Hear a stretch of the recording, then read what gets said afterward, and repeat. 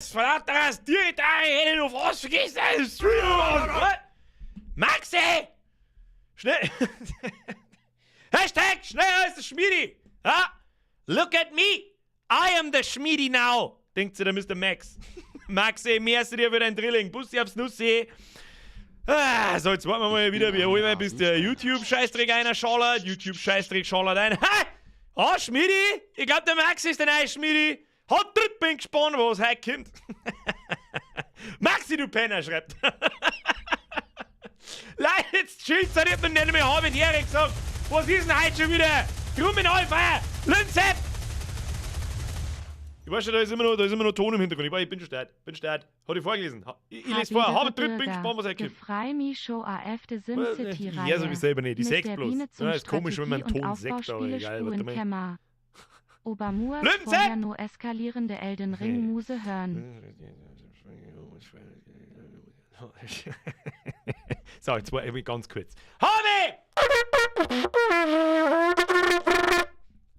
Ich bin's, der Birger, an einem zauberhaft wunderschönen, ich weiß nicht, ob er kalt oder warm ist, der Montag. Gestern hat's geschnitten, am Samstag hat's noch mehr geschnitten. Ich hab das ganze Wochenende Video gemacht.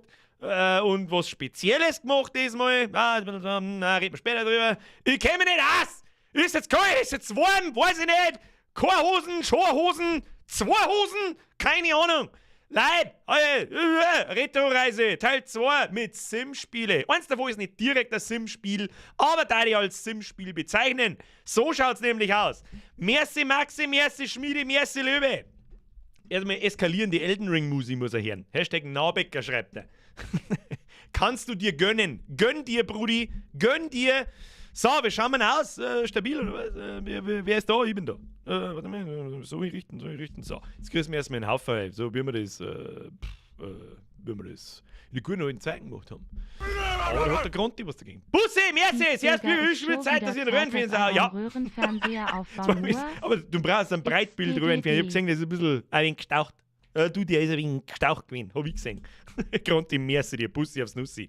Habe die Ehre an! Den Hirs an den Tom, an den Los Me, an den Soul of Cell, an den Niki Netter, an den Tom Dodge, an den Endstille, an den Hirs, an den Paxi, an den oder die Kari, an den Tom, an den Forest Squad, an den Commander Vollrasch, an den Christoph, 1986, lecker, Alter. Guter Name, guter Jahrgang. Muss man einfach einmal gesagt haben.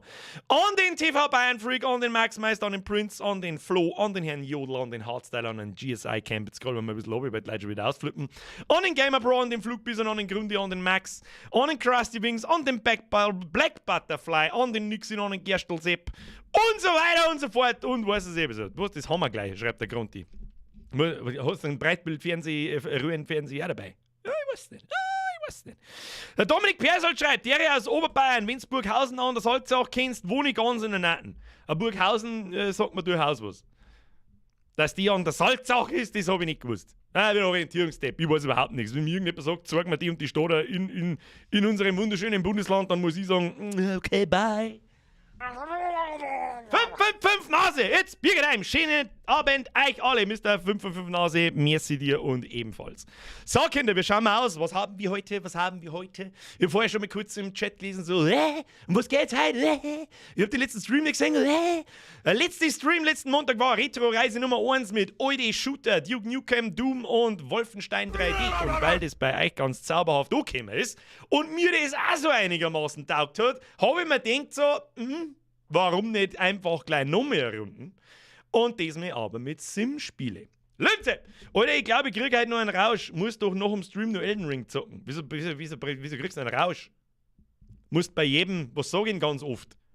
So! Oder Freunde der Sonne. Oder musst der Stempel dringen. Dann bist du spätestens in einer Viertelstunde klinisch tot. Linze, jetzt wieder neu. Der Sprenger schreibt, Diskettenladegeräusche diesmal dabei. Keine Originalen. Es war nicht ganz einfach, die Spiele aufzutreiben. Muss man auch dazu sagen. Und heute wieder ein bisschen weniger gelesen, weil zu den Spielen gibt es irgendwie nicht recht viel Lesenswertes auf Wikipedia etc. Außer wann es rausgekommen ist, von wem das sind und so weiter und so fort. Aber ich glaube, wie soll ich sagen, da brauchen wir heute gibt es ein bisschen mehr Gameplay als Geschnattere, sagen wir es so. Aber ansonsten habe ich alles genauso vorbereitet wie letzte Woche. Flinse! Nein, hab jetzt schon 3 halbe. Ja, Montag, 8 Uhr auf die Nacht, 3 halbe waren nicht. Merci. Lass dir 1 halbe schmecken, Prost! Hast du? Merci für deine 2,47. Habe Dritteli. Herr Birgerson, schön, schaust aus heute wie immer. Hehe, späßlich gemacht. Was hältst du denn mal von Turok? Also was für ein Jahr ist ein Turok 1? Das ist auch noch aus den 90er, gell? War also eins der ersten richtigen 3D-Shooter-Dinge. Können wir uns schon irgendwann einmal anschauen. Aber 3D-Shooter wird ein eigener Stream, da ich sagen. Da gibt es nämlich mehr. Der bahnbrechendste war, glaube ich, Quake. Oder der allererste mit wirklichen 3D-Models und so weiter und so fort. Den werden wir uns auf alle Fälle einmal anschauen und dann schauen wir weiter. Jetzt wieder ein Fünfer. Servus, was? Servus, Bürger, LG aus Tirol. Wo auch sonst her. Bussi aufs Nussi, merci dir. Slayer, merci für dein Drilling. Servus, Bürger, schau dir mal Lord und Schlumpfi auf YouTube an. Kennst was für diese? Alter, Lord und Schlumpfi kenne ich schon so lang, da habt ihr mich noch nicht kennt. Blutiger ist schon 20 Uhr, Zeit vergeht. Wer schreibt das? Ich sehe aber ihr mit einem blauen Namen auf Twitch. Ich weiß nicht, ob man sich selber eine Farbe geben kann auf Twitch, aber Herr Kelch, blau auf blau liest sie so schlecht. Wieso kann ich eigentlich meinen Chat-Hintergrund nicht in schwarz ändern? Das war auch eine geschmeidige Sache. Hey, Mr. Restream-Chat, ändert den Scheißträger mal. So, Herr Weichselberger, merci für den Wimmer. Ich war das ganze Wochenende massivst beschäftigt. Das hat geschnitten, aber mir denkt, weißt du, was ich jetzt tue? Jetzt packe ich meinen Warhammer-Scheiß wieder aus. Und weißt du, was ich gedacht habe? Halt da mal die Kamera drauf und schau, ob du sowas zusammenkriegst. Ganz schnell habe ich gespannt. Oh, da habe ich mir was da. Aber das kommt vielleicht wieder. Vielleicht. Wenn ich hab das Footage schon begutachtet, aber. Was soll da? Mr. Prince! Ich höre schon wieder keinen Sound! Der Vollbier-Squad! Oder irgendwie so. Mr. Prince, welcome to the squad. Merci für deine 4 Monate, habe der Funny! des Zocks. So, habe die Ehre, Stream. Großmeister des Zockens auf einem geilen Stream. Funny, merci für den 5 Like. Jetzt chillt seine Geniere. Was ist denn heute schon wieder? Gibt's heute schon wieder irgendwas im Es ist Monatsanfang. Muss der Lohn, die Lohntüten muss irgendwo hin. Scheiß auf meine Lohntüten, gibt's den fetten Trottel im Internet. So, Funny! Funny, merci dir. Wulfrig, so ist es wieder soweit. Der Spenden. Folgt, nein, stop it. Wir haben ja, glaube ich, mittlerweile endlich einmal so ein einigermaßen gediegenes Level an Donations erreicht, aber es eskaliert ja schon wieder. Habe ich mir zumindest iPad. Keine Ahnung. Tobi, merci für den Zwickel, habe ich dir. Wulfrig, merci dir. 10er ist 2, aber wem erzähle ich das? So, aber spätestens 3 nach 8, weißt du, was der ich sag? Jetzt muss ich nebenbei, jetzt zeige ich dir erst einmal was. Ja, langsam aber sicher soll ich mal anfangen. Der Bayern GmbH schreibt, er ist nicht nur alt, er ist fett, alt und reich. Ja, wenn ich reich war, darf ich nicht mehr da sein, ich sag das, was es ist. Herr Krusty schreibt, Servus Bürger, kennst du Medieval für die PS1? Ist auch aus den 90er. Jawohl, kenne ich. 20.08 nicht 20.03 Was habe ich gesagt? 20.03 Wahrscheinlich ist mein Hirn wieder vorausgelaufen und hat gesagt, ja, 2-3 Minuten noch. Ja, sag einfach 20.03 No. Stolz Lebe! Für ein neues Headset. Wieso? Ich habe so viel Headsets, oder? Ich brauche kein neues Headset. Stop it! Schluss aus! Pfui! Herr Wieland! Auf der Bier steht ein Korn so Neue Lieblinge, das heißt. Jetzt ist es schön. Flo, Herr Wieland, merci für die Mitgliedschaft. Bussi aufs Nussi. Weißt du, was wir mal wieder da kannten? Habe ich die Ehre, Flo! Ab in den Chat! Welcome to the squad! Wenn ihr mitmacht, schlägt Tischkanten! Aber mit 200 km/h! Batman! Batman! Weißt du, was ist halt? Direkt noch anschaut. Joe, jedermann! Raute Wolfenstein Jetzt ist er ruhig. No, wenn der Joe fertig ist mit Schmerzen. Schöne Grias aus Niederösterreich. Schöne Grüße aus Niederösterreich, wo du her denn auch sonst? Merci dir! Joey, ein 10er ist 2 und du weißt es. Daniel, merci für den Eurobussi aufs Nussi. Felix, merci für den Zwickel. So, jetzt ist er Ruhe. Schluss aus! Jetzt gibt's noch irgendwas zu verzeihen. Dann hoffe ich, triff ich den Nerv wieder genauso wie letzte Woche. Ich hoffe, also bei mir triff ihn, dann triff ihn vielleicht bei euch auch. Wir werden sehen. Leute, dankeschön. Bussi aufs Nussi. Jetzt zurück, dann holt euch was zum Trinken. Jetzt wird's gemütlich. So, Donation Sounds sind jetzt aus. Ihr Zeit wird's gemütlich. So, Freunde der Sonne, wir stellen uns vor. Lehnen Sie sich zurück. Wir stellen uns vor, es herrschen die 90er. Um ganz genau zu sein, eigentlich im ersten Spiel sogar die 80er. Das erste Spiel, das wir ausgraben. Jetzt bei so was brauchen wir erstmal Folgendes. So, loading, please insert disk. Oh, scheiße, ich hätte es noch ändern müssen in 69. Ah! Es tut mir so leid, ich war bis vor einer Stunde beschäftigt mit einem neuen Video. Egal! Wir stellen uns vor, da steht 69. Lustiger Spaß. Wir stellen uns vor, wir sind in die 80er. Ja?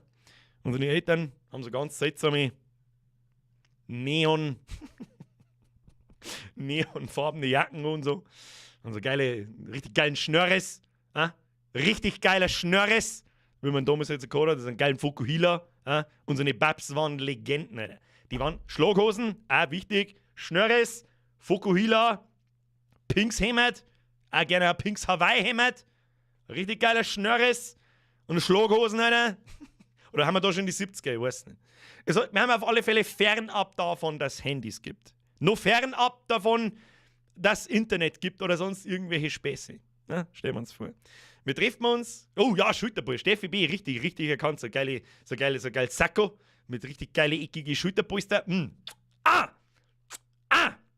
Und das Thema Gaming steckt dermaßen in den Kinderschuhen, dass bloß noch schäbert. Es gibt eine Zeit da davor, ja, so 70er und so und eigentlich Anfang der 80er, aber das geht ein bisschen zu weit zurück.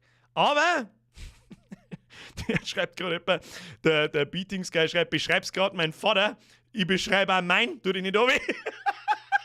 Mein Papa hat bis zum Ende hat er den Schnörres getragen. Ja, Schnörres for life. Irgendwann müssen wir mal Wetten abschließen, dann lassen wir ihn Schnörres stehen. Dann machen wir den Rest weg. Das wird peinlich, aber egal. Das erste Spiel auf alle Fälle ist ein Genre-Erfinder. Ich sage ihn ganz kurz. Preiset Will Wright. Ich blende jetzt da einfach mal das Cover ein und dann weiß eigentlich jeder sofort, was geschlagen hat. Achtung! 3, 2! Haben wir Diskettensound? Mit was können wir den machen? So. Bam! Und dieses Cover, Alter.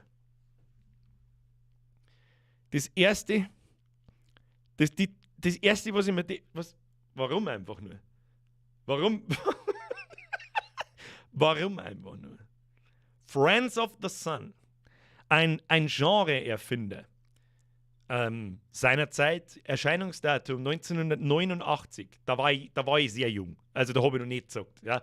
Egal. Ich habe, um ganz ehrlich zu sein, um es ganz genau zu nehmen, habe ich das Spiel auch am Super Nintendo gezockt. Ja, da war es ein bisschen anders und alles war ein bisschen auf Nintendo zugeschnitten und so. Was genau, das sehen wir jetzt dann. Jetzt muss ich erst einmal schnell schauen, ob ich es überhaupt anständig zum Laufen kriege. Das war halt ein bisschen ein Gefrett. Das muss man sagen. War ein wenig ein Gefrett. Pass auf. Was haben wir da? Tobi! Merci dir für einen Rasierer, damit es dann Schnörres machen kann. Hashtag Schnörres! Ab in den Chat. Wolfric, die habe ich übersehen. So und zum Abschluss, wer nicht vorab liked, der schlägt dann Bürger seine Disketten. Herr Wolfric, da hast du absolut recht. Like smashen! Du weißt überhaupt noch nicht für was, wir haben noch überhaupt nichts da, aber smash mir lieber Like, damit nichts passiert. Und wenn du es nicht tust, dann schlägst mein Schnörres! So. So, ich muss jetzt mal schnell schauen, ob ich das Ding da zum Laufen kriege. Ja, schaut ganz stabil aus. Schaut stabil aus. Moment. Ja.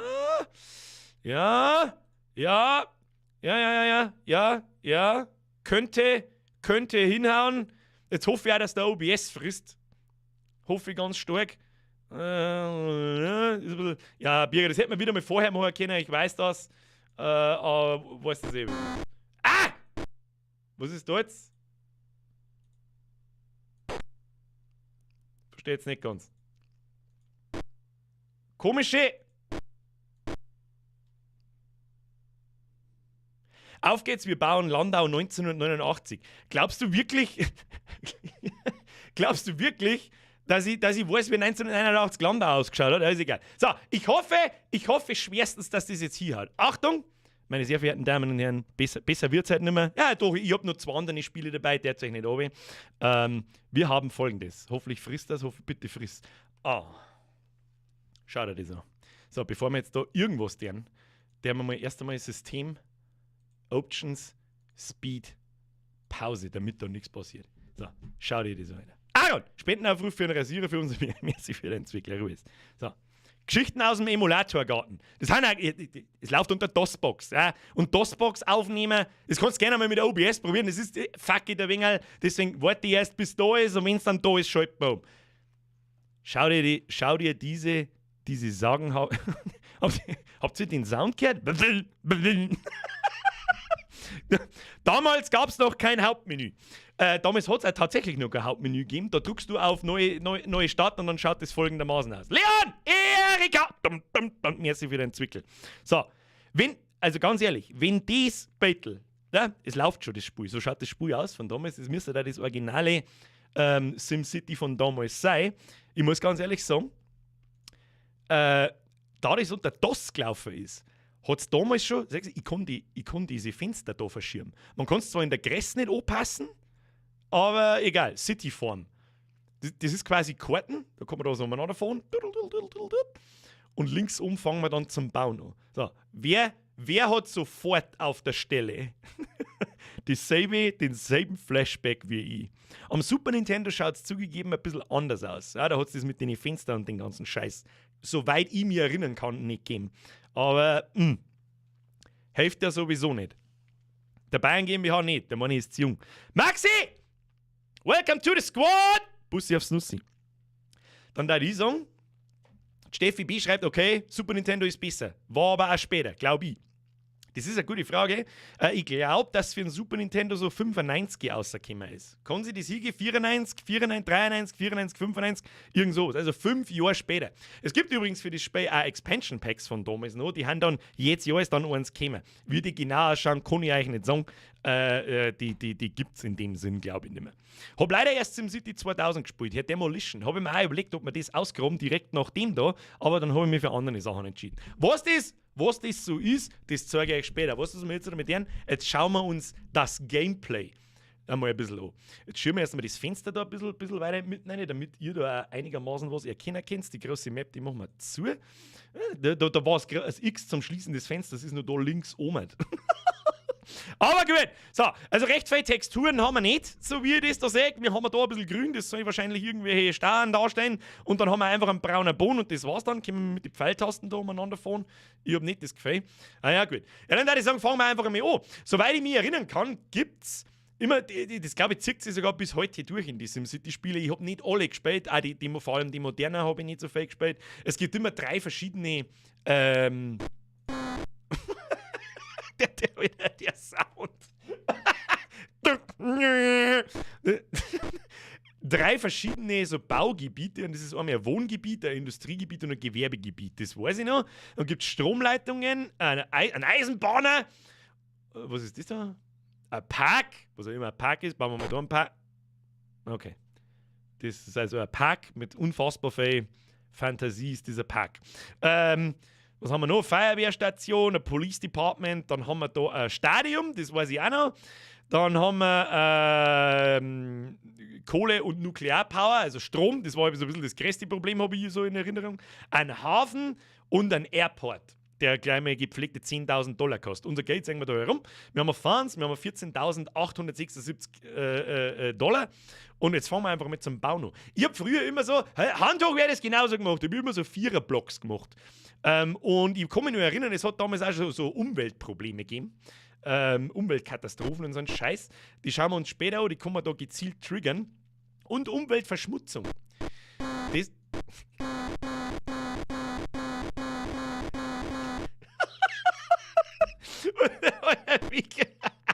Der Ton, Alter.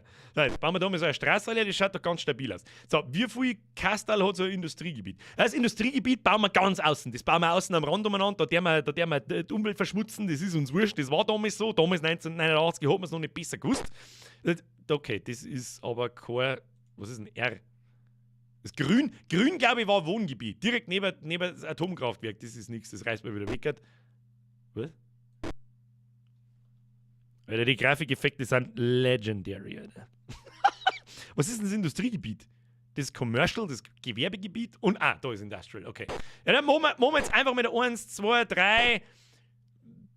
4er-Blöcke wollte ich eigentlich machen, gell? Ja, gut. Die haben wir das mal wieder weg, so. Nice. Dann ziehen wir da eine Straße halt rundum. Sag mal, gibt's da eigentlich eine Musik im Hintergrund oder irgendwas? Irgendeinen Ton? Keine Ahnung. Tu mir irgendein, weiß ich nicht, 8-Bit mir. Oh. Wie hab ich denn das jetzt gemacht? Wenn ich ganz an den Rand rausfahre, dann kann man. Oh, schau hin. Das geht erstaunlich flüssig über die Karten zum Fahren. Erstaunlich flüssig. So, dann, wenn ich mich richtig erinnere, habe ich so eine Stromleitung um mich machen müssen. Passt. Jetzt ziehen wir mal da ganz viel auf eine Straße runter. Mal runterfahren. Nicht so weit. So, und irgendwo da fangen wir an, Wohngebiete zu bauen. Mehr Wohngebiete braucht das Land. Immer so Viererblöcke. Und man muss immer so ein Kastel freilassen, damit man später die Eisenbahn noch dazwischen zwicken kann. Das weiß ich auch noch. So. Brauchen die keinen Strom? Hat es da nicht früher auch mal eine Anzeige gegeben, dass die Sachen da einen Strom brauchen? Ich hab mir eigentlich hätte ich mir das schon eingebaut. Da ziehen wir jetzt einfach trotzdem mal den Strom runter. Das ist echt heftig. Dann runterfahren. So, Strom. Okay, wir haben Strom. Vielleicht müssen wir auch mehr auf Play wieder drücken. Ich weiß es auch nicht. Speed, das geile Menü, das ist der Wahnsinn. Machen wir mit Slow. Da schau hin, hat schon kurz aufblinkt. Okay, bin schon start. Funds, 13.120. More Commercial Zones needed. Ja, okay. Kriegst du eine Commercial Zone von mir? Also Gewerbegebiet. Oh, da werden schon die ersten Häuser gebaut. Schau dir das an. Das ist ein grafisches Wunderwerk. Leute, ihr müsst euch vorstellen, wir haben 1989. Und das ist der erste City-Aufbau, den es überhaupt jemals gegeben hat. Wenn man mich fragt. Dann haben wir da mal 4 Gewerbegebiete her. Die brauchen natürlich einen Strom. Eine Musik kann die brauchen! Gibt's da keine Options? Gibt's da keine Musik nicht? Auto Go-To, Auto Budget, Auto Bulldoze, Sound On, Speed. Animate All, Free. Was für Animation, Alter? Frequent Animation. Was für Animation? Ich sehe keine Animation. Disasters. Firefly, an den machen wir später. Disasters an das Highlight des Spiels. Und da Windows. Evaluation. Edit, Budget, Graphen, Karten. Map! Ja, schaut so ziemlich stabil aus. Was werden RC? Was werden Residential? Oder was werden das heißen? Residential, tatsächlich. Oh, Bürger Englisch Gott, schaut dir das an. Na gut, ja, müssen wir die Straße weiterbauen. Ohne Straße kommen die Leute nirgendwo hin. Ich kann was ist das? Fiscal Budget. Taxes collected. Boah, leck, wir haben $29 eingenommen. Amount requested von Trans, Police, Fire. Was ist denn Trans? Wahrscheinlich sowas wie Mount. Sag ich das richtig? Also für Transport. Was weiß ich? Für einen Weg halt. Keine Ahnung. Amount allocated funding level. Ja, da können wir schon mal mehr verlangen. Wieso kann ich das nicht aufhören? Tu mit Steuern kleinen T. Tu mit 8% Steuern. 1% mehr brauchen wir. Go with these figures. Okay, also wir haben ein massiv Minus gemacht. Das ist alles, was ich weiß. Da brauchen wir mehr Leid. Mehr Leid ist gleich mehr Geld. So schaut's aus. Transistoren. Die Jahresübersicht. Sauber geändert damals schon. Mr. Pathecke, ich hab's mir auch gerade gedacht. Ja, dann brauchen wir mehr Residentials. Das sagt er ich. Mehr Leid, mehr Kohle. Oh, da können wir nicht sauber bauen. Machen wir es so. So, dann kann man die da auch mit Sicherheit da so verbinden. Ja, das passt gut. Der Ton macht mich fertig. Okay. Die Maussteuerung ist eine Katastrophe. Aber gut, Leute, wir haben 1983, da glaube ich, hat es nicht mehr eine Maus gegeben. Wann wurde die Maus erfunden? Das hätte man eigentlich einmal aussuchen können. Mary Mew, welcome to the squad. Danke dir für die Mitgliedschaft. Ab in den Chat, habe die Ehre an die Mary. Bussi aufs Nussi. So, wir schauen unsere Industriegebiete aus. Da ist auch schon ein bisschen was besiedelt. Oh, haben schon mehrere besiedelt. Und da herunten, glaube ich, das da die Anzeige, die habe ich auch nicht ganz verstanden. Ich glaube, also das bedeutet auf alle Fälle die drei Baugebiete-Typen. Commercial, Residential und Industrial. Und ich weiß bloß nicht, was bedeutet, wenn der Balken oben ist und unten ist. Es gibt keine Erklärung. Ja, eine Anleitung habe ich keine. Weiß das nicht irgendjemand, was das bedeutet? Dass wir zu viel haben oder Zwang haben oder dass es passt oder nicht passt? Ich habe doch keine Ahnung mehr. Da bauen wir mehr Industriegebiete. Mehr Industriegebiete, mehr gut. Da, hier, Strom. Und so geht das dann dahin. Die Frage ist das alles?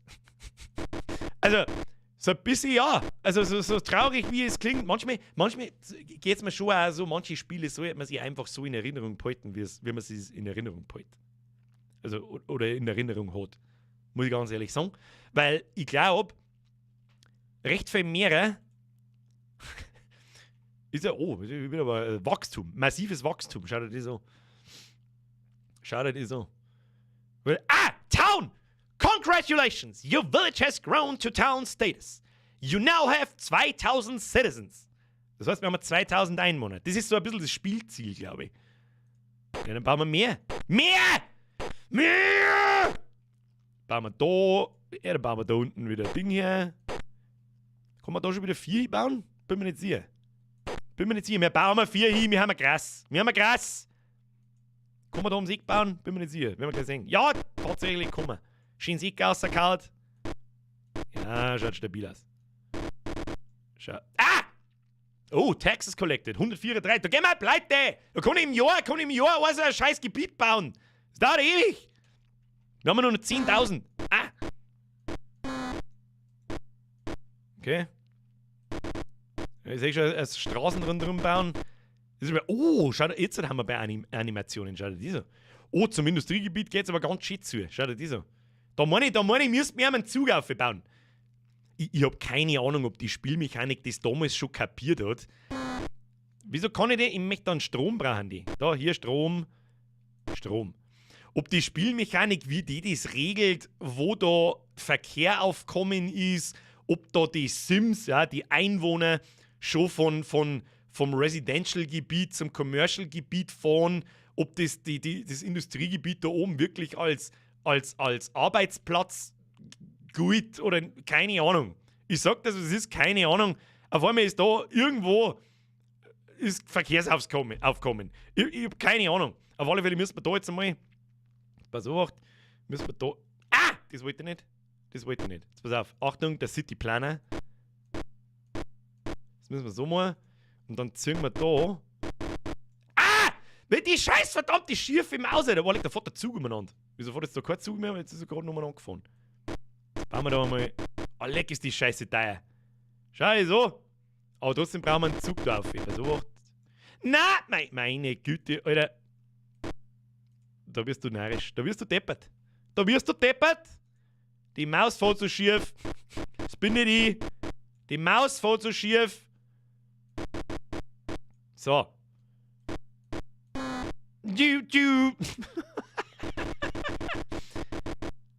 So. Schaut das anständig aus. Schau dir die so. So, jetzt sollst ihr Zug fahren, Kinder. Hat's da schon sowas gegeben wie ein Bahnhof oder so? Oder steigen die da einfach in den vorherigen Zug ein? Da ist ja jeder vorne, da düster. Und ja, unser Autoverkehr ist ein Wahnsinn. Der ist ja total alles zu. Wir sollten da noch in die Arbeit kommen zur richtigen Zeit.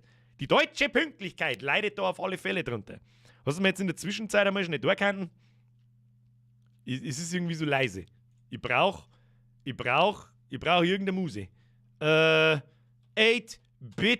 Free Music. Achtung, 8-Bit Free Music, no Copyright. Haben wir da was? Die ist gut. Die lassen wir. Und schon viel besser.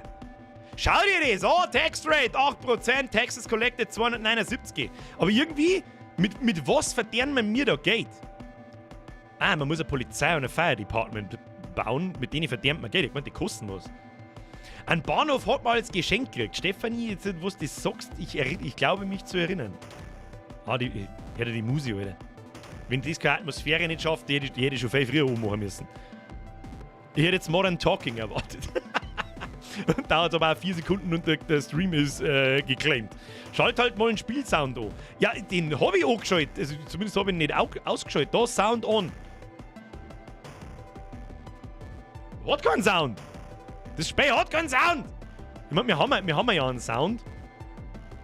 Aber halt keine Musik nicht in dem Sinn. Wir haben ja Soundeffekte. Aber Kinder, wir haben ja da noch lange nicht fertig. Wir müssen weiterbauen. Da weiterbauen. Da kenne ich nichts. So, das ziehen wir jetzt bis da oben. Machen wir so. Jawohl. Dann bauen wir mehr Residentials. So. Daher und daher. Und dann die sagen, bauen wir mal das erste Police Department. Police Department! Die brauchen natürlich einen Strom. kann man das über die Gleise ziehen? Ja, schau hier. Mehr als zauberhaft. Und da herunten, sehen wir ein bisschen oben, machen wir so, so, so. Und da bauen wir das Fire Department her. Ich habe keine, also es kann ein Feuer ausbrechen, wenn es keins hast, dann brennt alles ab, das weiß ich noch. Aber dass das Steuern bringt, das habe ich nicht mehr gewusst. Ah! Was war das? Fire reported! Wo? Ich sehe kein Feuer. Ich sehe bloß da ist einfach ein Loch drin. Warum ist jetzt da ein Loch drin?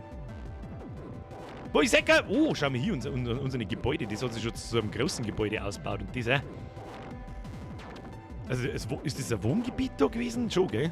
Haben wir schon das erste Hochhäusl herin. Ja, fängt schon. Der Wuselfaktor ist schon da. Der ist schon da. Er wird zwar, glaube ich, nicht mehr recht vermehren, aber er ist da. Der Wille war da. Wie kann man das jetzt ausbessern? Nein, kann man nicht. Jetzt habe ich da so ein scheiß Loch drin. Wie kriege ich das weg? Ah ja. Muss man ganz abreißen. Wow. Das haben wir wieder ganz gut gemacht, Mr. Fire Department. Das hat mir sehr viel gebracht. Machen wir noch Stressel rundum. Wo ist ein Hochheisel? Wo ist ein Heisel?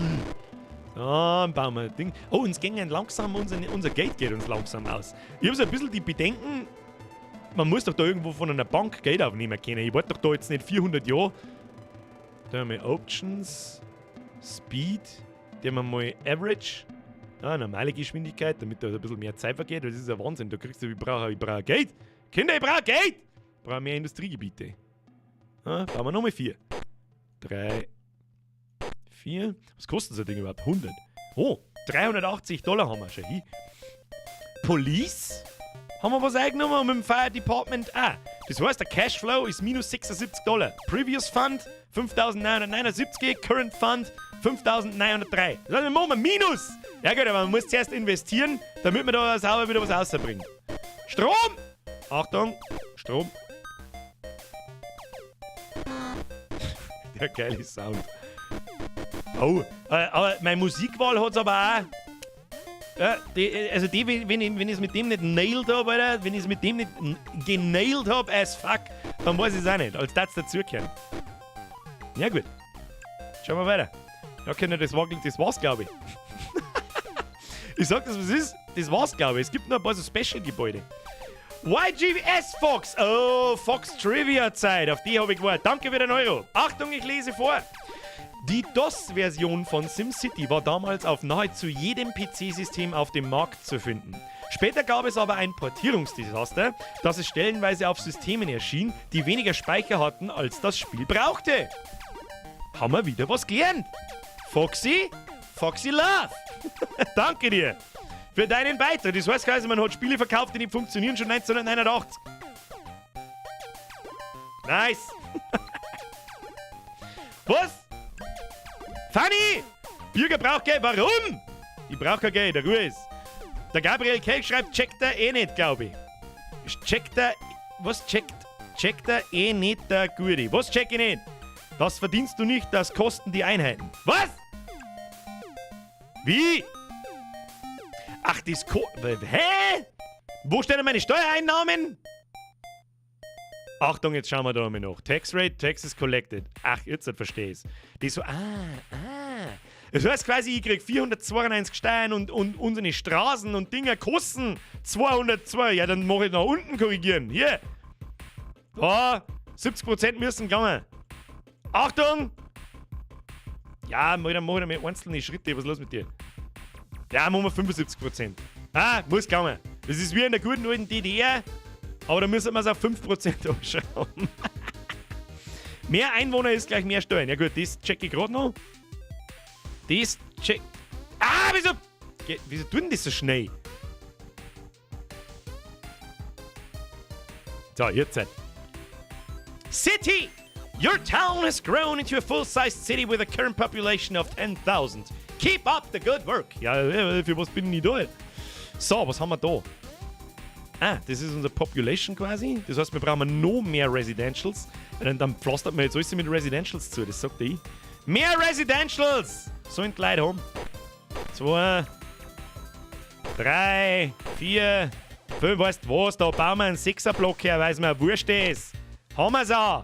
Noch haben wir Geld. Wir brauchen viel mehr Residentials.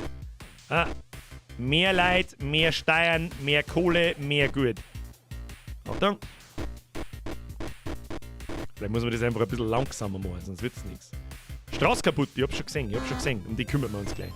Also brauchen wir erstmal die Straße da rundum. Dann sauberen Strom. Da ist die Straße kaputt. Kann ich da einfach hinbauen? Ja gut, so halbscheirig. Ist schon gegangen, tue ich nicht runter. So. Residentials. Mehr Residentials, mehr gut. Ja gut. Jetzt müsste der Bürgermeister Heisel geben, eigentlich. Ja, ich glaube, diese Art von Belohnungen, die hat es damals noch nicht gegeben. Bin mir nicht sicher. Ich glaube nicht. Also die hat es zumindest in der DOS-Version, in der PC-Version, glaube ich, hat es die nicht gegeben. So, mehr Residentials bauen wir aus nach unten. 1, 2, 3, 4, da werden wir schon rundum bauen können. Das werde ich ihm schon hinhauen, der zeigt nicht. Tun Sie sich mal nicht hinunter. Strom und wieder ein Strasserl. Jetzt hauen wir einfach mal das ganze Geld aus und dann sehen wir schon, was passiert. Runterfahren. Na, Birger, du bist da sicher in die Arschkrampen. Da schau hin, Cashflow, plus 330. Noch mehr, wir brauchen noch mehr. Viel mehr. Da muss er mindestens 2000 im Monat reinschwimmen oder im Jahr oder was weiß ich. Im Jahr. Wir haben übrigens 1906. Ah, ich bin narrisch mit der Kamerafahrt. Machen wir so. Schön. Ja, jetzt geht die Industrie wieder oben. Und Commercial wieder oben. Das heißt, wir bauen da einmal 2 Residentials. Und da 2 Commercials. Dann gehen wir den tief in den Strom. Strom. Und dann bauen wir oben. Auf wieder ein paar Industriedinge. Und diese. Wieso haben da alle Straßen kaputt? Wieso? Wahrscheinlich, weil wir auf 75% runtergedreht haben. Das ist nix. Die müssen wir wieder aufdrehen. Wo kann man das wieder aufdrehen? Budget! Ja, da. Ja, gib mal denen wieder alles da. Das ist ein Kass. Machen wir auf 90%. So. Scharfe Musik, Alter. Leon! Hau Steuern auf! Das ist eigentlich auch eine gute Idee. Budget, Steuern, machen wir mal auf 10%. 10% muss gegangen. Ansonsten zieht da keiner mehr ein. Da kommen da keine Leute mehr. Wir morgen da. Sag mal, ich habe euch 20% oder 30% oder 25% von die Instandhaltungskosten gestrichen und da geht alles kaputt. Was ist mit euch? Das ist nix. Das ist nix, die mir haben schon wieder um. Wieso geht denn da alles kaputt? Das ist ein inadequate Rail-System. Das war keine gute Idee. Leute, Instandhaltungskostenstreicher ist keine gute Idee. Wo ist denn das kaputt gegangen? 918 haben wir schon. Cashflow von 417. Ja, wird schon. Was ist mit dem inadäquaten Rail-System? Muss das im Kreis fahren können? Oder wie soll ich das verstehen? Dann habe ich jetzt einen Scheiß gebaut. Ich habe Kacke gemacht. Dann lassen wir es da im Kreis fahren. Achtung. Das ziehen wir jetzt da auf. Ja. Chill.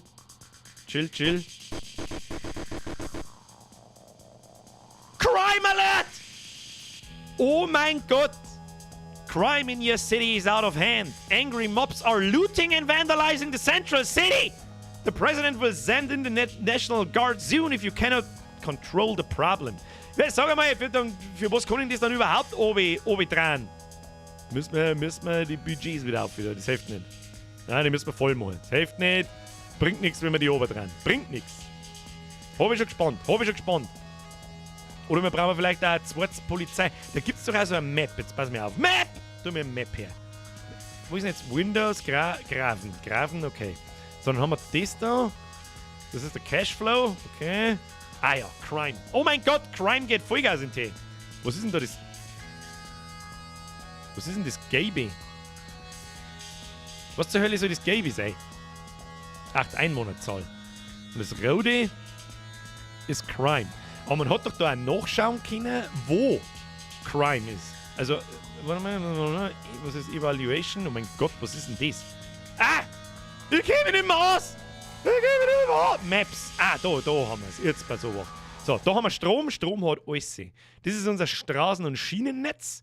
Population Density. Ja, da sieht man, wo quasi die meiste Population ist und wo da das größte Wachstum ist. Was ist denn jetzt da? Ah, okay. Rot ist negativ, blau ist sehr positiv. Das heißt, da außen und ist halt scheiße, aber gut. Da haben wir ziemlich viel Verkehr, da haben wir sehr viel Umweltverschmutzung und da ist Crime. Ah, im Industriegebiet oben ist Vollgas-Crime. So, da passiert so viel auf einmal, ich komme überhaupt nicht klar. Super Richie, im ersten wieder ein Euro. Was hältst du eigentlich vom Fredel Fesel? Guter Mann, das halte ich davon. Kalle Schwensen, jetzt wieder ein Drilling. Einfach mal Danke sagen, Hashtag Dispo regelt. Also wenn am 4. des Monats der Dispo regeln muss, Brudi, gib das nicht dem fetten Idioten im Internet. Just don't. Merci dir, merci euch, Dankeschön. Leute, ich muss mich da um einen Scheiß kümmern. So, wir brauchen da oben ein Police Department im Industriegebiet. Das weiß ich. Das ist alles, was ich weiß. Ich weiß nicht viel, aber das weiß ich. So, los geht's. Tu mal, wo bauen wir ihm das hin? Das können wir anreißen. Reiß ihm das an damit. Ja, da warte, machen wir anders. Das machen wir anders. Da tun wir das Police Department. Das tun wir da her. Dann machen wir noch ein paar 3 Industriegebiete. Machen wir da her, da her, da her.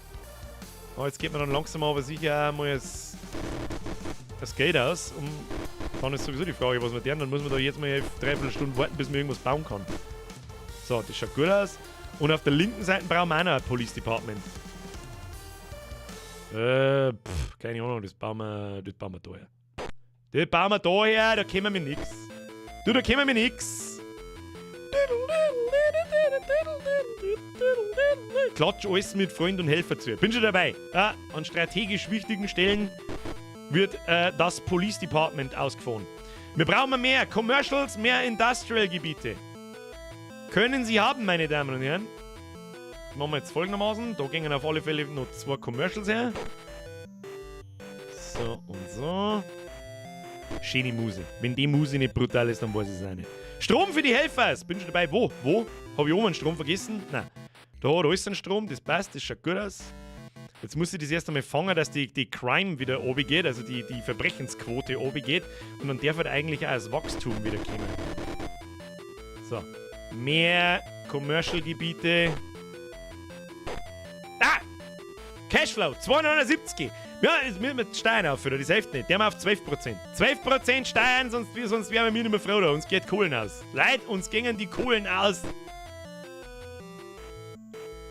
So, jetzt hoffe ich, dass da was da vorwärts geht. Weil sonst, meine ich, da haben wir fast. Oh, da ist ziemlich viel Verkehr überall. Verkehr. Dann brauchen wir einen zweiten Zug, hä? Wie können wir den jetzt da einbauen? Da habe ich wieder einen Scheiß gemacht. Hätte ich wieder eine Zeile freilassen müssen. Wer kennt das Problem noch von früher? Du hast da umeinander gebaut wie ein Trottel. Loch in der Straße. Wo ist ein Loch in der Straße? Ich habe kein Loch in der Straße gesehen. Doch, da ist ein Loch in der Straße. Das ist natürlich nichts. Das ist natürlich nichts. Da brauchen wir mal nicht schmerzen. Geile Musik. 19% Stein. In Deutschland klappt es doch auch. Den wir auf 19%. Ja, wie viel Prozent haben wir 1989 gehabt? Weiß man das? Tun wir auf 19. 19, oh nein.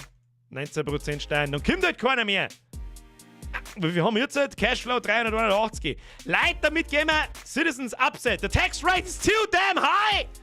Nein, mit 19% habe ich mir schon gedacht, der Hans nicht zufrieden. Da müssen wir wieder runter. Gehen wir mal auf 14. Gehen wir mal auf 14 und schauen wir, was passiert. Hoffentlich geht der Text da umwickelt. Ich hoffe sehr. Einen Zug müssen wir da noch irgendwie herbauen. Ich weiß jetzt auch nicht, wie wir den da hinbauen. Aber pass auf. Können wir den da durchführen nochmal? Nein. Ja, das ist eine Kackwurst. 89 müssten es 14%. Wir haben ja echt 14% Steuern. Ich weiß das nicht, ich sag das, was ist.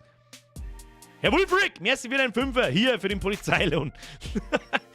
Damit unser Staat nicht pleite geht. Vorhanden Microtransactions. Ich möchte mir mit denen 5 Euro bitte Ingame-Dollar kaufen. Na, da haben wir noch weit davon entfernt. Okay, 14%, Cashflow 373. Citizens still upset. The tax rate is too damn high.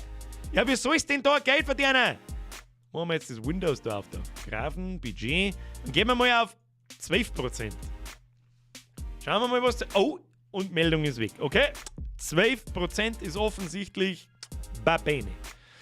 Ja, aber dass wir da nicht recht viel einnehmen, das haben wir, glaube ich, auch gesehen. Oh, da haben wir ein Krankenhaus. Krankenhaus ist da hergebaut worden. Ja, grafisch sehr hochwertig. Was das da darstellen soll, das weiß keine Sau nicht. Das ist irgendein rotes Kastel, das da kann der Häuserl sein. Das schaut nach so einem Wohnblock aus. Das sind kleine einzelne Häuser. Ich bin mir gerade nicht so recht sicher, was da fehlt. Überall alles im Minus. Warum ist alles im Minus? Der Maxi schreibt, was war deine Lieblingskonsole? Meine Lieblingskonsole, Cashflow minus 20. Die Leute ziehen alle aus und ich weiß nicht warum. Müssen wir Taxes noch weiter oben tun, sonst kommt keiner mehr. Die haben es einmal auf 10%. Ich hoffe, dass das was ändert. Und dann haben wir mal Speed auf haben wir schon. Dann haben wir auf Fastest. Schau mal, da muss ja was gehen, das gibt's ja nicht. Was war meine Lieblingskonsole? Gute Frage. Also ich glaube, die meiste Zeit mit Konsolen habe ich verbracht auch in meiner Jugend, wo ich auch noch keinen richtigen PC gehabt habe. Das war, glaube ich, ein Super Nintendo und PlayStation 1. Da habe ich die besten Erinnerungen. Und der Nintendo 64, die waren ja ziemlich, wie soll ich sagen, die waren ja ziemlich parallel, sage ich jetzt mal. Da habe ich so die beste Zeit mit Konsolen in meinem Leben gehabt. Und dann Ende der 90er, Anfang der 2000er ist mein erster PC einfach gekommen mit dem Internet. Und dann habe ich beim Spezi das erste Mal in meinem Leben Counter-Strike gesehen und Half-Life gesehen und den ganzen Scheiß. Und dann hat es mir vollkommen einen Schädel zerrissen, wie ich gemerkt habe, man spielt da gegen Leute auf der ganzen Welt. Und dann war es vorbei. Also ab dem Zeitpunkt war ich nicht bloß süchtig, ab dem Zeitpunkt war ich dann todessüchtig. So, Cashflow minus 202. Ich sehe schon, ich fürchte, unser Städtchen geht so ein bisschen den Bach hinunter. Ich weiß aber nicht so genau, warum. Da haben wir noch eine Map her. Map! Was haben wir da? Crime. Crime ist da herum nur noch. Sonst ist da nirgendwo irgendwas mit Crime. Cashflow minus 300, es wird aber schlimmer! Wachstum! Wo? Wachstum wo? Grafen. Population. Nein, das ist Crime. Die geht auf alle Fälle oben. Aber Population geht auch oben. Warum? Aber warum minus 200? Jetzt gehen wir dann gleich pleite, Kinder. Ich weiß nicht, was ich tun soll. Ich hab überhaupt nichts gemacht. Das ist CS. Bürger. Fump, Bad, alt, fett und langsam. Ja, da ist Zeit. Oh, der Cashflow wird niedriger. Also besser, positiver. Aber immer noch nicht so super gut. Foxy! Merci für den Euro. Wie du halt 1904 da schon ein AKW hast. Stimmt. Wir haben mittlerweile bei 1917 selbst da ein Atomkraftwerk hinzustellen. Fun Fact: Der erste autonom funktionierende Nuklearreaktor wurde 1942 in Chicago getestet.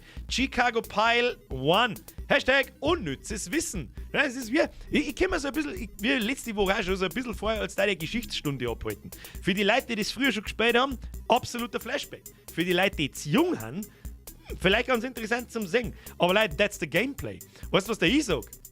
Jetzt nehmen wir mal. Jetzt kitzelt man mir aus, was da so los ist. Der haben wir Average und jetzt schauen wir mal, was wir so anstellen können. Jetzt pass auf. Disasters. Fire.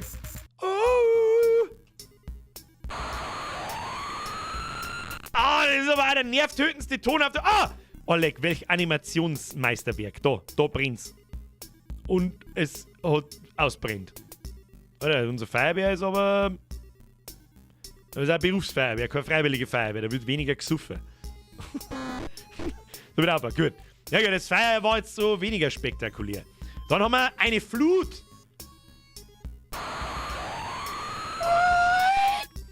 Flooding reported! Da kommt der Flut daher! Aber welch Animationsmeisterwerk. Was kann ich da jetzt da dagegen eigentlich? Kann man die Flut irgendwie aufhalten? Keine Ahnung, kann man eine Mauer rundum bauen? Ich weiß nicht! Wir müssen jetzt steuern auch wieder, damit die Affen kommen, schreibt jemand. Okay, dann haben wir es halt nochmal runter. Dann haben wir es wieder auf 8%. Vielleicht geht dann. Bürger kills the city. Mr. Kurt Roy. Ich arbeite dran, aber die Flut hat nicht recht viel Schaden angekriegt. Wir haben auch weit genug vom Wasser entfernt gebaut. Muss man auch dazu sagen. Der Pleitegeier kreist über der Stadt, der Abwarten. Vielleicht kommen sie wieder, wenn ich steuern. Aber da ziehen alle aus. Was ist da los? Was ist los? Ich soll es wieder einziehen. Der Pleitegeier regelt. Der Bierger schafft kein 30 Jahre altes Spiel. Bierger. Desaster. Air Crash. Da bin ich jetzt gespannt, wie der ausschaut. Oh no! Oh, irgendwo ist was abgestürzt. Wo ist was abgestürzt? Wo ist jetzt da was abgestürzt? Sagt da irgendeiner was? Da mit Map her? Ah!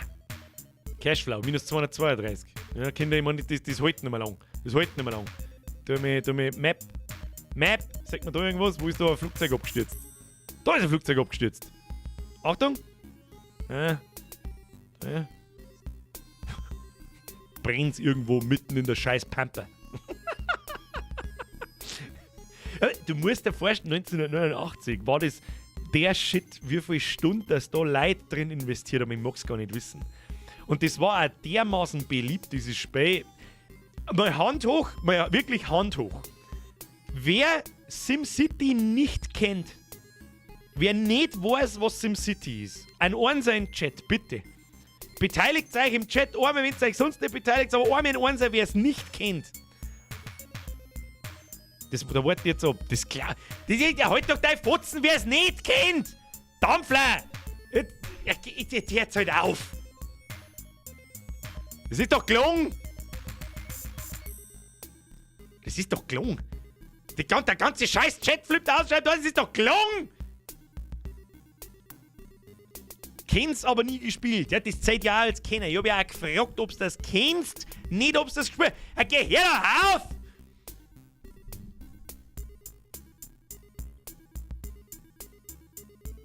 Ich bin schockiert. Also wenn das ist doch Blödsinn. Das ist doch Blödsinn! Aber ihr kennt's doch, SimCity. Ihr kennen. Schon mal gehört davon und so. Nicht gespielt muss es auch nicht haben. Aber jeder kennt SimCity. Das gelang da. Was haben wir jetzt da? Oh, der Cashflow wird weniger schon hin. Ich glaube, die Leute ziehen wieder ein. Wo sind die Leute? Wo sind die Leute? Map. Achtung. Oh ja, schon hin. Sie kommen wieder. Die Leute kommen wieder. Schaut gut aus. Stabil. Also, Memo an uns, an die Steuern nichts rütteln. einfach so lassen, wie es ist. Da kann man kurz einmal eine kleine Finanzspritzen außerzicken, aber dann hauen da alle Leute ab. So, wir haben noch nicht alle Disasters durch. Jetzt kommen die Interessanten. Die Interessanten sind nämlich Tornado und Monster. Und bei Monster wird's gut. Tornado! Achtung! Wo ist der Tornado? Wo ist der Tornado? Ich sehe keinen Tornado. Sagt irgendjemand einen Tornado? Ich sehe keinen Tornado. Ich sehe keinen Tornado. Tornado wo? Tornado wo? Da ist er! Wir haben genau gesehen. Da ist er vor den Start, ey! Das ist ein Animationsmeisterwerk, schaut euch das an. Und der fährt halt da wirklich einfach ganz langsam durch die Stadt durch und macht alles kaputt. Eine Linie der Verwüstung! Ich finde da interessant, dass es immer kurz ruckelt, wenn er so ein kleines Kastal zerstört. Hört er so ein Tornado auch jemals wieder von selber auf oder geht der jetzt da komplett durch und macht alles kaputt? Na, Tornado war vielleicht ein... das Sturmtief Wongel, ja.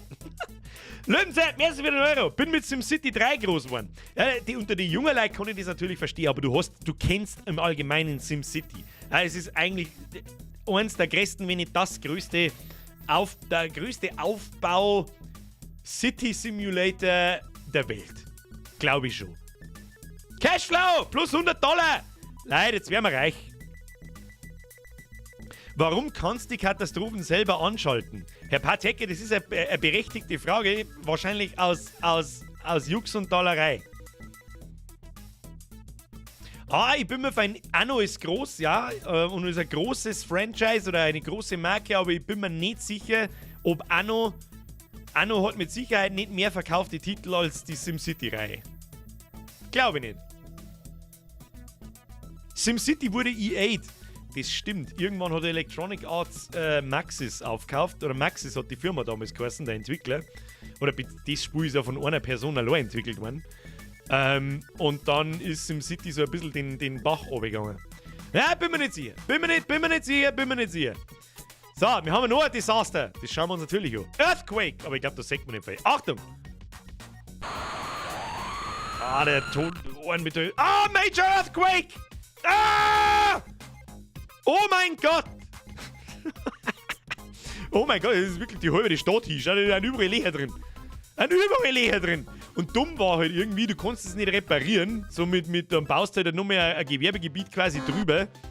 So, warte, was passiert denn, wenn man das wegmacht?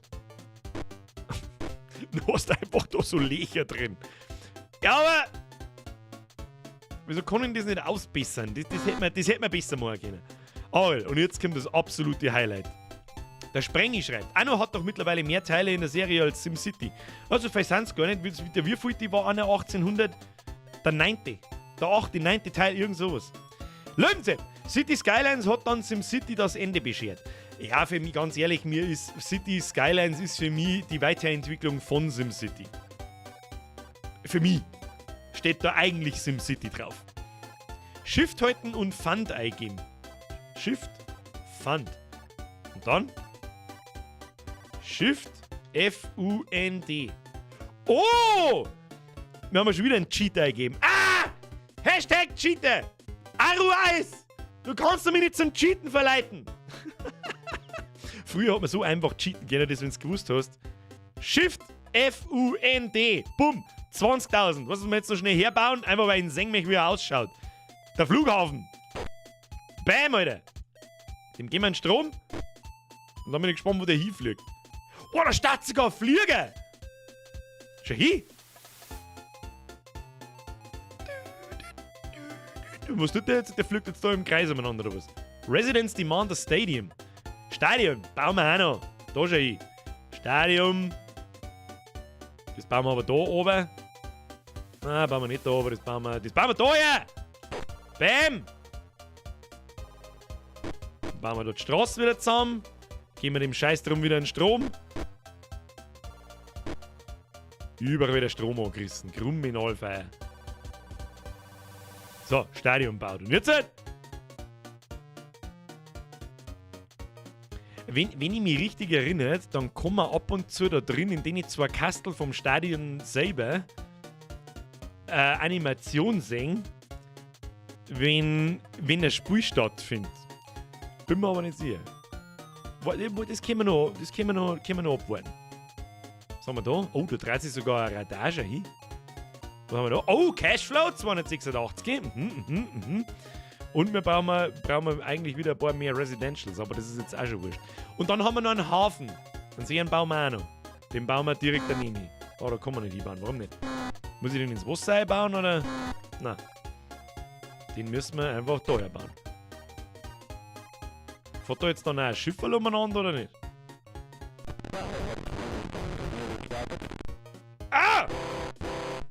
Ah, was hat das für Töne? Oder mit Restlein Shell? Was man damals alles so als Soundeffekt betitelt hat. Soll ich jetzt dann nicht eigentlich, jetzt müssen wir nochmal schnell Fund eingeben. Moment. Oh. Kommen wir da über die Straße? Nein, das wollte ich nicht.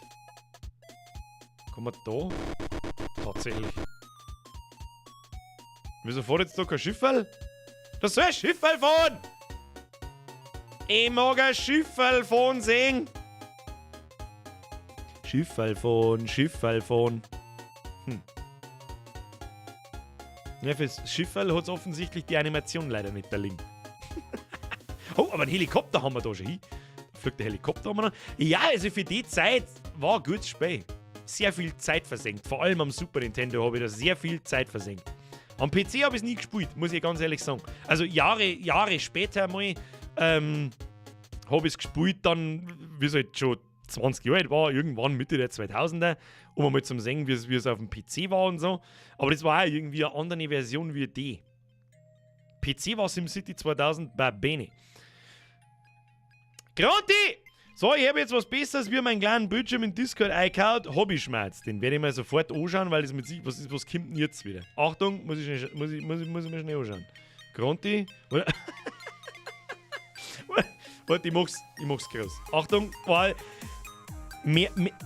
es ist quasi Monitorception. Aufpassen. Wir machen das Monitor ganz da. I proudly present to you ein Gronti sei Setup. Wenn das nicht, press F für ein Gronti, wenn das nicht... mehr Retro wird's nicht mehr. Mehr Retro wird's nicht mehr. Sag ich dir, was ist. Geiler Monitor. Absolut. Wo hast denn du die Zeile her? Stehen die bei dir alle auf dem Schreibtisch umeinander? Letztes Mal ist da ein anderer gestanden. Ganz ehrlich, da kriegst du von mir ein F, ein Nummer F und ein Legendary Molto Barbene drauf. Das sagt dir ich. Sehr stark. Sehr stark. Das ist the only true way, sich einen Retro-Stream anzuschauen. Wunderschön. Der Gronti merci wieder ein Fünfer. Stolzer Liebe! Birger wird zum Cheater. Geh. Ich bin Pro-Gamer, ich brauche nicht cheaten. Aber um das Ganze ein bisschen zu beschleunigen, habe ich mir gedacht, probier's es halt einmal aus, ne? So, Freunde der Sonne, zum Abschluss kommt aber jetzt das Desaster, Master Disaster. Und zwar das Monster. Und was wir jetzt gleich sehen werden, ist ein Animationsmeisterwerk. Und ich kann mich sehr gut daran erinnern, dass auf dem Super Nintendo das Ganze angepasst wurde. Da rennt dann der Bowser umeinander und nicht das. Monster Attack! A large reptilian creature has been spotted in the water. It seems to be attracted to areas of high pollution. There is a trail of destruction wherever it goes. As a last resort, try calling... Other than that, wait till it leaves, then rebuild from the rubble. Oh. Also irgendwie scheint jetzt ein Monster in unsere Industriegebiete zum... Das wollte ich nicht. Weg. Wir können da... Wo ist Monster? Monster wo? Monster wo? Und deswegen der Gott... Wo ist denn das Monsterviech? Da haben wir auf der Map. Wo haben wir ein Monster? Ich sehe kein Monster. Sagt da irgendjemand ein Monster? Also ich sehe keins. Wo ist denn? Wir müssen was finden.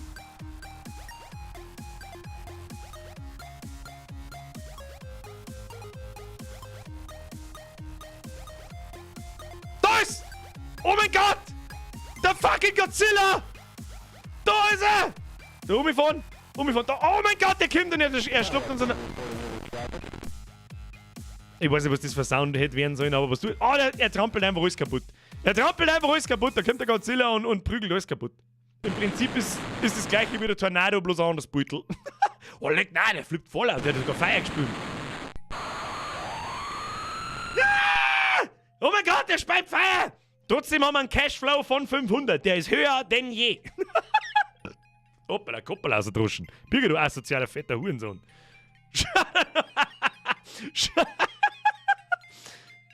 Oh Gott, Crime Alert, Anno! Ja, was jetzt? Die werden alle ich weiß nicht, Luther werden alle vom Godzilla gefressen. Weg damit! Oh, er stampft einfach total quer durch. Speit nur mit Feuer! Hau aus, was du stark bist! Jetzt weiß ich, geil, wenn so kleine Panzer kommen, daten und auf den schießen und so. Geil. Es ist ein Animationsmeisterwerk. Ja, und dann haut er der eine Stromleitung zusammen und die ganze Stadt hat keinen Strom mehr. Ah, it's such a disaster! It's such a disaster! Nein, er rennt direkt aufs Hochheißen. Kennt irgendjemand noch Rampage? Oh, leck ist, weiß ich, was wir das nächste Mal in der Retro-Reise tun. Hand hoch, wer kennt Rampage? Wer von euch absoluten Legenden kennt Rampage? Oh mein Gott, habe ich das Spiel geliebt. Frag mich nicht warum, es ist das Dümmste, was es gibt, aber der Film mit dem The Rock. Ja, genau das. Genau der Film heißt Rampage. Die Verfilmung ist eine Katastrophe. Aber genau das Spiel dazu. Das ist genauso alt wie SimCity. Da muss ich fast nachschauen, wie alt das ist. Freue mich aufs nächste Mal. Rampage auf alle Fälle drin. Kennt irgendjemand von euch Wings of Fury? Habe ich auch gern gespielt. C64, glaube ich, war das. Ah, der Godzilla macht unseren Flughafen kaputt. Jetzt hat er Stickerl aus dem Flughafen rausgebissen. Er möchte auf alle Fälle ins Atomkraftwerk. Das ist schon sehr akkurat gemacht. Ja, er geht sauber ins Cashflow, immer nur 400 irgendwas. Godzilla, jetzt geh auf, wir machen unser Atomkraftwerk kaputt, damit wir das Spiel wechseln können. Rampage ist von 1986. Dave Davis, Wings of Fury hier. Leute, ihr habt absolute Legenden, wer die Spiele kennt. Wer erinnert sich noch dran, wenn du über die Japaner drüber geflogen bist und da war so eine Reihe Manschgal und du hast das zusammengeschossen mit dem MG. Ja, das war ein Fliegerspiel, so von der Side-Scroll-Perspektive. Und wenn du dann zusammengeschossen hast, hat einer immer so einen geilen Schrei gemacht. So, und wenn gleich 10 hintereinander waren und du hast das alles so, dann hast du halt einfach nur ein ganz schnelles. Das war super legendary. Und das Landen war das Schwerste. Wo ist der Godzilla? Jetzt hat er wieder umgedreht!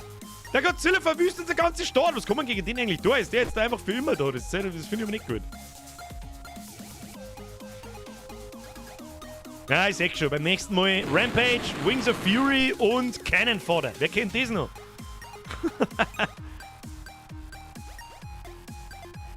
Ja, Kinder, unsere Stadt ist gone.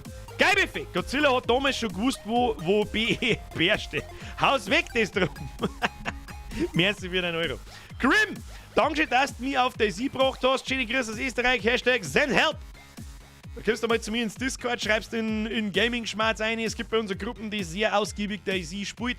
Vielleicht kannst du mitspielen bei denen. Da bin ich nicht dabei, da muss man sich ein bisschen bewähren, aber gut. Achtung, der Foxy hat wieder sein Wissen gespreadet. Ich lese vorher, Foxler, Dankeschön für den Euro. Ich übernehme keine Garantie für die Richtigkeit der Zahlen. SimCity, 18 Millionen verkaufte Exemplare. Anno, 5 Millionen verkaufte Exemplare. Beides über alle Serientitel hinweg. Wie aktuell die Zahlen sind, habe ich auf die Stelle nicht gefunden. Aber da ist ja doch ein deutlicher Abstand drin. Ich würde sagen, dass die SimCity mehr als 3-mal so oft verkauft hat wie Anno, die ganze Serie. Und damit weißt, was geschlagen hat. Tja, Freunde des alten Aufbauspiels. Ich würde sagen, das war's mit SimCity. Press F für den Will Wright. Preiset Will Wright. Den Schöpfer der Aufbaustrategie, wenn man so will.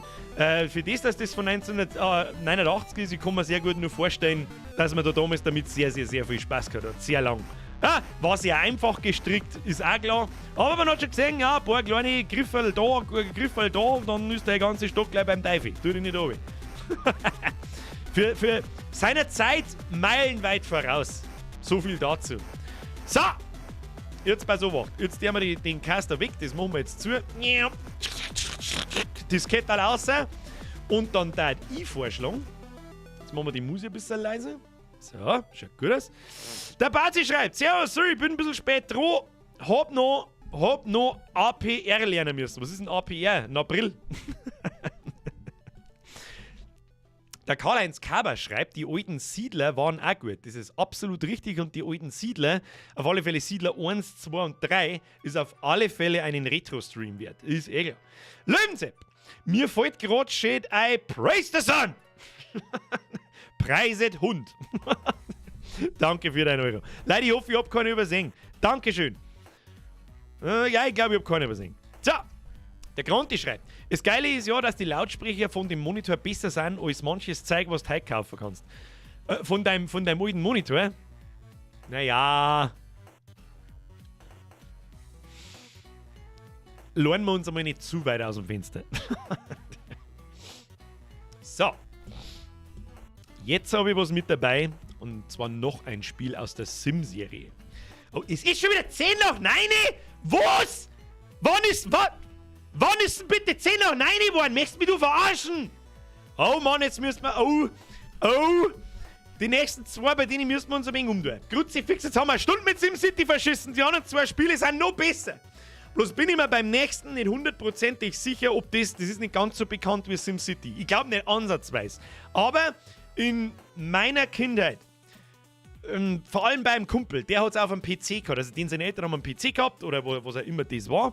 Herr Price, normalerweise, das habe ich mir auch gedacht, aber Sim Tower habe ich selber nicht so viel gespielt, beziehungsweise eigentlich gar nicht, sondern auch erst Jahrzehnte später. Das habe ich nicht in meiner Kindheit genossen, wenn man so will.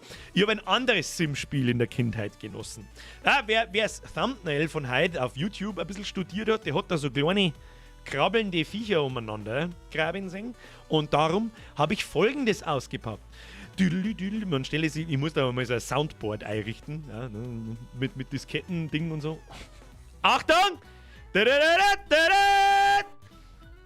Hand hoch, wer kennt das? Sim Ant. Das haben wir bei einem Spezi gesuchtelt wie die Blöden. Werde ich nie vergessen. Lorenz, an dieser Stelle, falls du das jemals irgendwie sehen darfst, ich habe dich nicht vergessen, auch wenn das wirklich 25 Jahre lang gar nicht. Keine Ahnung. Es ist 25, Anfang der 90er, Grundschulzeit, keine Ahnung. Steinalt das Ding. Und wir haben es geliebt. Wir haben kein Wort verstanden, es war damals schon auf Englisch. Und ja, ich glaube, mir sollte man nicht allzu viel. Es gibt nicht viel dazu zum Sagen. Das Spiel ist von Scheiße, lass mich liegen, 1991. Ich glaube von 1991. Und ist eine Simulation eines Ameisenbaus. Ja, du bist ja gar nicht Ameise und musst dies und das tun. Wir haben ja damals nichts verstanden, was wir wieder deren. Alles war auf Englisch. Keiner hat gewusst, what the fuck are we doing. Ja, das ist gar nicht gelbe Ameisen, kann einen Tunnel graben und was weiß ich. Aber, wie das jetzt ausschaut, das schauen wir uns ein bisschen genauer an. Habe ich natürlich mitgebracht. Habe ich ausgepackt, Alter. Müssen wir jetzt einmal so macht. Das ist auch wieder so eine Sache. Wieder hier, jetzt mal wenn DOS-Box neu startet, funktioniert irgendwas nicht. Wo ist denn Sim Ant. DOS-Box. Ja. Kann funktionieren. Moment. Schaut gut aus. Ich glaube, das hat sogar einen Sound. Da können wir, Achtung, da können wir Dings ausmachen. Können wir die Hintergrundmusik ausmachen. Hört ihr schon was? Ah. Wenn das nicht brutal ist. Gib dir. Oh. Obacht. Und. Schön, wie gut das ausschaut. Ja gut, da müssen wir uns jetzt ein bisschen durchprügeln, weil ich wirklich fast nichts mehr weiß von dem Spiel. Ich sag das, wie es ist. Select a Game, also der Aufbau ist schon mal sehr ähnlich wie bei SimCity. Ja, damals hat sie Maxis, es ist auch wieder von Maxis, vom selben Entwickler wie SimCity. Da haben damals alle diese Sim-Spiele dahergekommen. SimCity, Sim Tower, Sim World, Sim Copter, Sim Ant und so weiter. Der Leon Kubala kriegt einen Schlaganfall. Wieso kriegst du einen Schlaganfall? Müssen wir den Sound ein bisschen leiser machen, gell? Hab ich schon gesehen. Achtung, ich drehe ein bisschen leiser. Achtung, muss der Sound mixen. Lautstärke mixen, DOS-Box, oberdran auf 8%. Das muss gelingen. Oder ist die Musik so in Ordnung? Ich hoffe. Fire Blue, welcome to the Squad. Danke für deine Mitgliedschaft. Bussi auf das Nussi. Willkommen im schönsten Squad der Welt. Ab in den Chat habe ich der an den Herrn Fire Blue. Wer nicht mitmacht, der schlägt mein Ameisensekret. Dark Knight Wolf, die habe ich auch übersehen. Leute, chillt's ein wenig. Dass wir gerade bei Aufbauspielen sind. Wer kennt noch die Spiele America No Peace Beyond the Line und die Cossacks-Reihe? Das erste kenne ich nicht. Cossacks-Reihe kenne ich, habe ich nie gespielt. Aber da fällt mir ganz spontan ein, North and South. Kennt das noch jemand? Da wo man links und rechts so eine Kanon und Kavallerie und Infanterie hat, wo man über so eine Brücke schickt und so. Kennt das noch jemand? Was fuck ist das, alt? Das habe ich beim Nachbarn gespielt. Also ich gespielt nie, da war ich noch so klar, dass ich nur zugeschaut habe und das war der erste Kontakt mit den ersten Spielen überhaupt. Das habe ich damals, glaube ich, auch erzählt, bei Monkey Island 1, war eines der ersten Spiele meines Lebens, die ich beim Nachbarn hinten gespielt habe. Vor wirklich, sprichwörtlich 30 Jahren. F von North and South. Oder North versus South, South und North. Irgendwie so auf alle Fälle, ihr wisst, was ich meine. Geil, Buffy. Und gleich jumpt Ant-Man aus deinem Diskettenlaufwerk. Hashtag diskretes Ameisensekret. Merci dir. Diskretes Sekret. Wir kennen das diskrete Sekret noch. Ich kenn's. So, Leute, jetzt fangen wir mal an oder irgendwas zum Mord. Geht ja wieder nichts vorwärts. Select a Game. Schauen wir uns einmal ein Tutorial an, wie das damals ausgeschaut hat. Achtung! Tutorial Game, learn how to play and win. Leider grüß jetzt nicht. Sure Game Slayer, merci dir. North and South ist super. Gibt's ein Remake. Das stimmt, aber das war kacke. Ich sag's, es ist. Merci für die Mitgliedschaft. So, jetzt pass auf. Tutorial Game. Schau dir diese grafische Meisterleistung an. Es ist der Wahnsinn. Aus irgendeinem Grund habe ich das früher gefeiert, das mit dem Lederchrom da drin und so als Kind. Ich frage mich nicht, warum. Das hat mir irgendwie was. Ich weiß es auch nicht. Wer hat als Kind gern Lager gebaut? Couch umgeworfen, Decken um mich und sie da unten reingewammelt. Warum hat man das gern da? Ich weiß es nicht. Aber irgendwie hat man dieses Höhlengebäude da dasselbe Gefühl vermittelt. Ich weiß nicht, wie ich es anders erklären soll. Ja, Lager bauen, Ding und so, das war keine Ahnung. Anders kann ich es nicht erklären. So, jetzt pass auf, jetzt müssen wir ein wenig was lesen. Try double-clicking somewhere in the brown dirt near the yellow end. Also, Doppelklick irgendwo in den braunen Dreck in der Nacken von der gelben Ameisen. Das sind wir quasi mir da. Doppelklick. Ding, ding, ding, ding, ding, ding, ding, ding. Good. You have just learned how to dig a tunnel. Try digging some more to get the hang of it. Also, wir haben gerade gelernt, wie man einen Tunnel grabt. Jetzt haben wir ein paar mehrere graben. Wegklicken. Das hat mir einfach taugt irgendwie. Ich weiß nicht warum. Jetzt graben wir. Ja, und die Königin legt auf alle Fälle da ein paar Ohr hin. Ja, jetzt graben wir da einfach mal einen schönen Tunnel runter. Was ist jetzt? Now go outside and explore the surface. Double-click in the blue area at the top of the window to dig a tunnel to the surface. So, müssen wir nach draußen gehen und sollen wir mal quasi die Oberfläche erkunden. Dafür müssen wir aufscrollen und da aufklicken. Und jetzt Achtung! Das Wegfindungssystem ist der Wahnsinn! Es ist der Wahnsinn! Schau dir das an. Warum geht das doch nicht? Oh, es ist doch nicht der Wahnsinn. Ich hab gerade einfach da aufgeklickt. Was tut's denn? Jetzt bist du besoffen, Ameisen! Oh, da ist ein Ameisenklupf, der andere. Was tust denn du? Du sollst aufgehen! Aufgehen! Daher muss ich da jeden Klick einzeln machen. Ja gut, Wegfindungssystem ist doch nicht so der Wahnsinn. Your health is low. Find some food. Now go outside and explore. Oh Gott, mir verhungert mir jetzt schon. Ich mag nicht verhungern. Nicht verhungern. Bloß weil ich einen Weg nach draußen nicht finde. Was soll ich jetzt da? Hab jetzt mit der Königin geschmust. Ja, spät durchgespäht, mit der Königin geschnackselt. Hab ich nicht. Ich bin die stabilste Ameisen im ganzen Bau, Alter. Hab ich jetzt quasi ihr Kotze gefressen. Oh, leck. Kennst du das, wenn Spiele, du hast es irgendwie in Erinnerung und manche Sachen schauen genauso aus, wie du es in Erinnerung hast?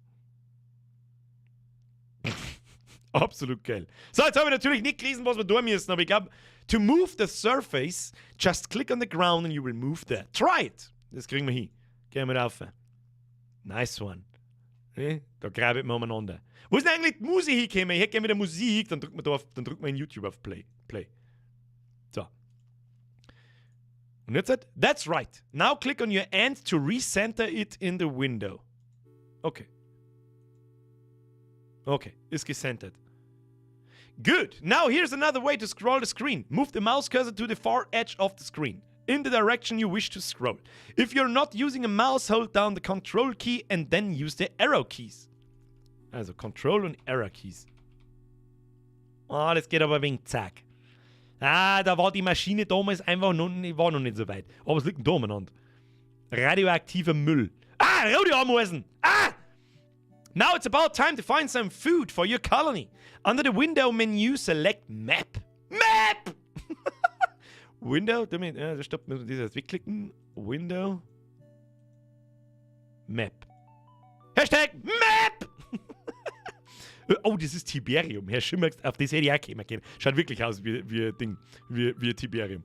This window is a view of the whole patch. The green dots in this window are food. The yellow dot is your ant. You may see other things moving too. Also, der gelbe Punkt sind wir. Der grüne Batzen da ist Food. Und dann, was das da ist, zeige ich euch später noch. Ich glaube, ich weiß noch was. Ja, ich weiß noch, was das ist. Was die blauen Sachen sind, weiß ich nicht. Und die schwarzen Punkte sind andere schwarze Ameisen und die roten rote Ameisen. Get a bearing on which way the food is located in the patch. Then select Edit under the window menu to bring up the close-up view of the surface again. Machen wir so. Und dann was? Window Edit. Ja, da sind wir. So. Now try to get to the food. When you get to the food, move on to a piece. Okay. Das heißt, ich klicke jetzt da mal und so. Kommt jetzt mein Ameisen eigentlich? Ja, da kommt einer groß. Die quasi die erste Open World auf der Welt. Very good, you made it. You're so probably hungry by now. So double click on a piece of food.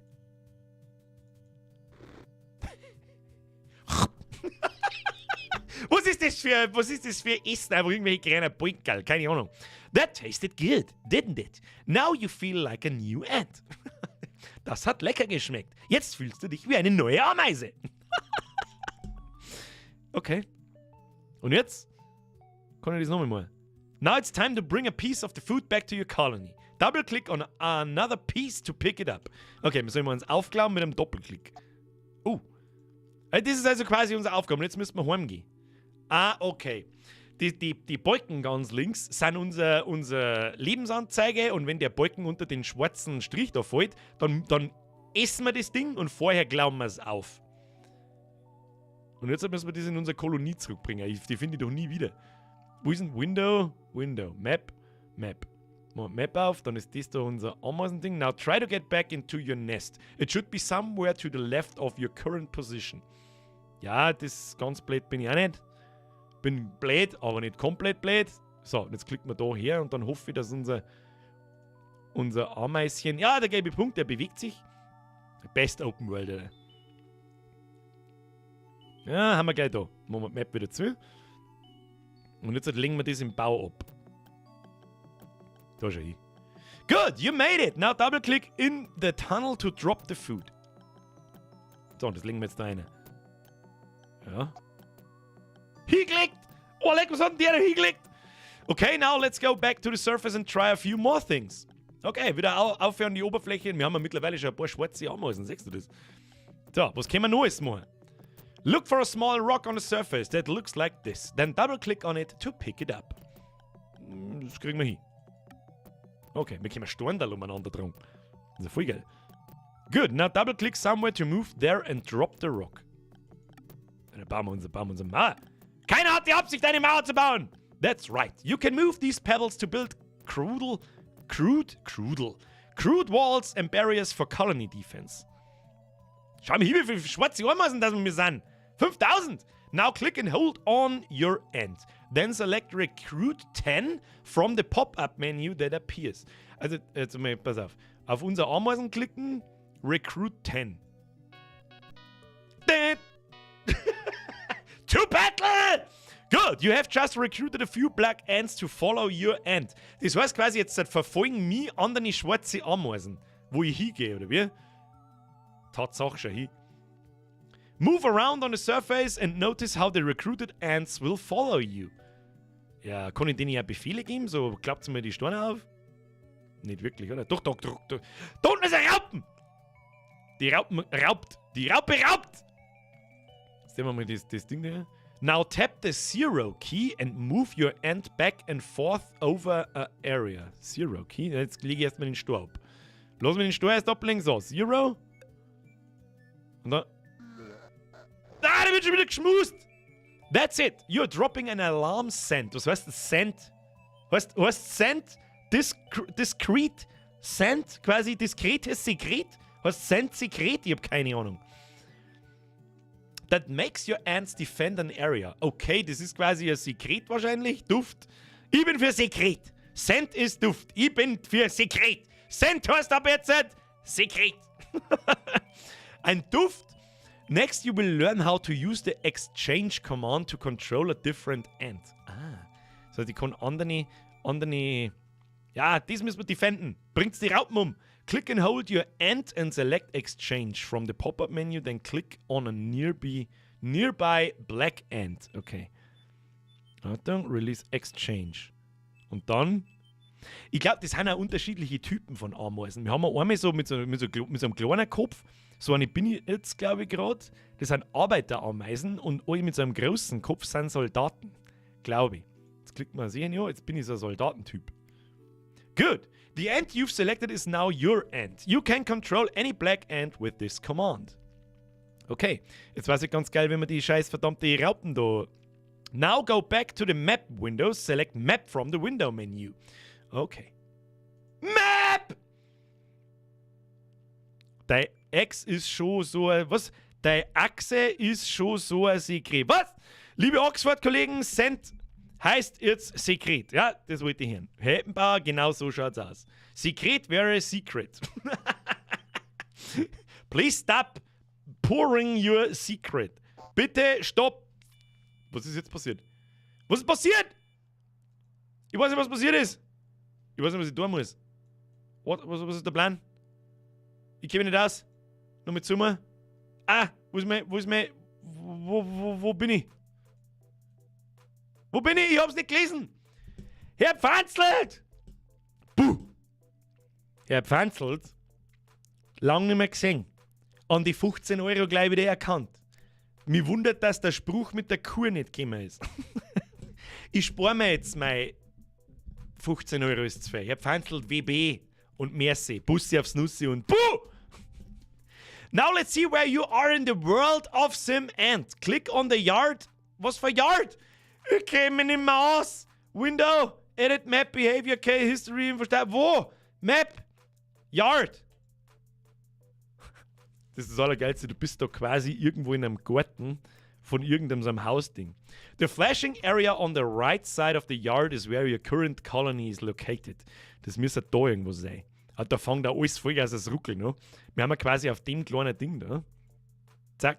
This screen is where you will reproduce and spread new colonies across the yard in the full game. Und dann erinnere ich mich noch, dass du so viele Kolonien bauen kannst, dass du irgendwann im Haus drin bist und dann kannst du in Steckdosen eingehen und dann stromt's die und so. Now click on the button labeled House at the lower left. Kann man da schon reinschauen jetzt? Ja, tatsächlich. Was war denn das? Der Hund da oben hat Katz geschreckt. Hast du das gesehen? Herr Gronti! 15 sind zu viel. Nein, Gronti, nein, aus, pfui. Herr Pfanzl, pfui. Gronti, pfui. Nein. Nein, sind nicht zu viel. Mit dem hast du nicht gerechnet. Merci dir. Please stop it now. Bussi aufs Nussi. Dankeschön. Now click on the button at the lower left labeled Patch to return to the surface view of your colony. Okay. Das heißt, wir sehen mal wieder was. Aber jetzt sagt, da haben ein paar rote Ameisen. Ja. Wir haben aber auch mittlerweile, glaube ich, 5000. Now click on the small icon at the lower center of the map window that looks like a triangle containing the letter B. Das ist das da. Behavior Control. Das heißt, eine Verhaltenskontrolle. Nurse, Dig, that's it. This is the behavior control when you control the activity of your black ants here. Das heißt, da kannst du das Verhalten von deinen... Oh, das geht sehr nahtlos schon hin. Kannst du das Verhalten von deinen Ameisen bestimmen, ob sie sich quasi um einen Nachwuchs kümmern, Nursing, oder ob es Gramm sollen? Ja, wie viel Text ist denn das? Click and drag the small circle inside. Ja, das erkläre ich gerade selber. Aber was heißt denn Forage? Was? Leute, jetzt... Na, ihr Pfanzl, fliegt der Kuh übers Dach, geht der Wind nicht gerade schwach. Herr Pfanzl, merci, Gronti, bitte. Gronti, bitte. Herr Gronti, bitte. Please stop this misery. Get some help. Danke dir. Jetzt ziehst du die 25 Euro zurück und kaufst dir ein T-Shirt. Egal was für uns. Und wenn du es schon 5-mal hast. Vollbier-Squad-T-Shirts kann man nicht nur haben. Gronti, merci. Schluss jetzt. Click and drag the small circle. Ja, habe ich schon. Forage heißt sammeln. Futtersuche. Ah, okay. Ja, gut. Das werden wir ganz ausgewogen machen. So überall so grob 30% bei einem jeden. 33% eigentlich bei einem jeden, aber das hinkriegen ist nicht so einfach. Ist nicht so einfach. Ja, so passt. 34, 33. Good, now let's return to the map window. Jawohl, machen wir das zu. Was ist das da? Case Control. Wir haben Brüter, wir haben Soldaten und wir haben Arbeiter. Das sind männliche Ameisen, kann man dann quasi brüten, die dann ausfliegen und andere Kolonien machen im Prinzip. Das heißt, das ist aber keine sehr genaue Prozentangabe. 10% Brüter, männlich, 30% Soldaten und 60% Bürger. Was macht das restliche Prozent? Eine Königin.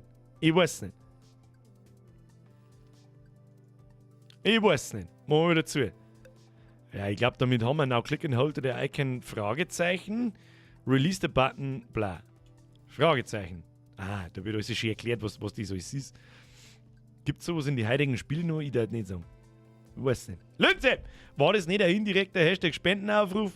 Ich hab's versucht mit nein. Ich hab's aber versucht mit ja, ist nicht genug. Dankeschön. Hat auch nicht funktioniert. Es ist quasi egal, in welche Richtung dass ich so sage, die Leute werden sowieso was machen. Und dann kommt der Mike daher. Habe dritt, hab länger arbeiten, mir einen schönen Grüß an die ganzen Verrückten hier und natürlich an die und Franziska. Die haben wir schon lange nicht mehr gehört. Merci dir. Und welcome to the squad natürlich nach wie vor, auch nach 38 Monaten. Dankeschön. So, ja, haben wir erledigt. Das ist die Frage, was der mir jetzt hat. Sollen wir da einmal über spätes? Es ist halb 10. Grüezi fix, damit wir das letzte Spiel eigentlich noch anschauen. Wir haben nichts gesehen. Ja, das sind Help-Buttons, das habe ich schon verstanden. Das müssen wir nochmal. Ich möchte jetzt die Raupe noch killen. Ich möchte die Raupe töten. Achtung! Bam. Recruit 10. Take a look at the bar graphs at the lower right. Leg mir am Arsch. Wir greifen jetzt die Raupe an. Raupe! Tötet die Raupe! Click and hold. Nein, Click and hold überhaupt nichts. Tötet die Raupe. Kann man die überhaupt töten? Ich weiß nicht. Die soll ja mir da vor dem Stor runtergehen. Beißen! Beißen! Kann man nicht. Am Zero Key habe ich das so machen müssen. Ja, so. Hat man wieder irgendetwas. Ja, wir haben es getötet! Wir haben es getötet, es ist vor da draußen, Wunsch. Hi! Jawohl! Und jetzt halt müssen wir wieder Release. Release all. Und jetzt sammeln sie das Ei und bringen es in unseren Bau. Wir werden unser Bau mittlerweile ausschauen. Weiß ich nicht. Schauen wir mal. Ja, meine.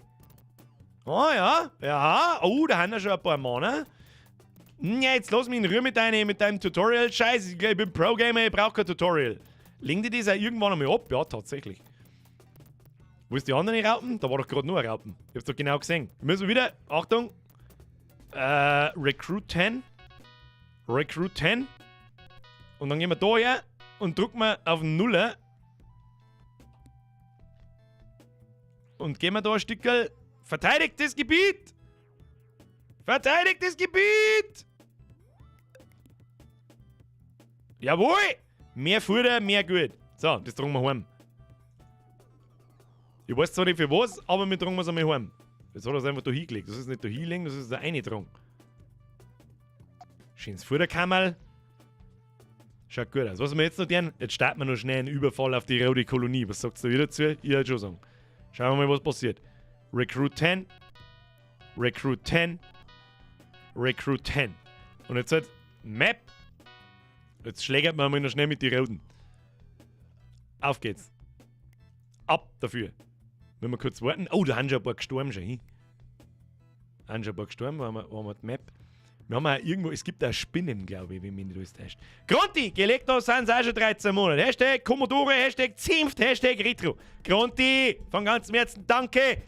Ruhe ist jetzt. Welcome to the squad. Und auf die nächsten 13 Monate, merci dir, zum Angriff blasen. Oh, da haben wir schon da auch. Achtung, ich schlägert mit dir. Schlägern! Da ist so. Ah, Schlägerei! Ja, wir haben es getötet! Wir müssen alle töten! Alle töten! Ja, Riesenschlägerei! Riesenschlägerei! Oh, wir werden alle umgebracht. Wieso sind die so stark? Warten meine Soldaten. Ich muss Recruit 10. Da müssen mehrere kommen. Ich muss jetzt da so einen gelben Bart her und dann werden sie schon kommen. Ah! Schlägerei, Schlägerei, Schlägerei!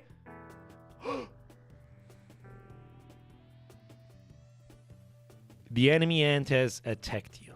After an intense wrestling match, the field bites your limbs up. The Fiend. Entschuldigung, nicht Field. Wo bin ich jetzt? Jetzt schlupfe ich quasi wie aus einer Neue.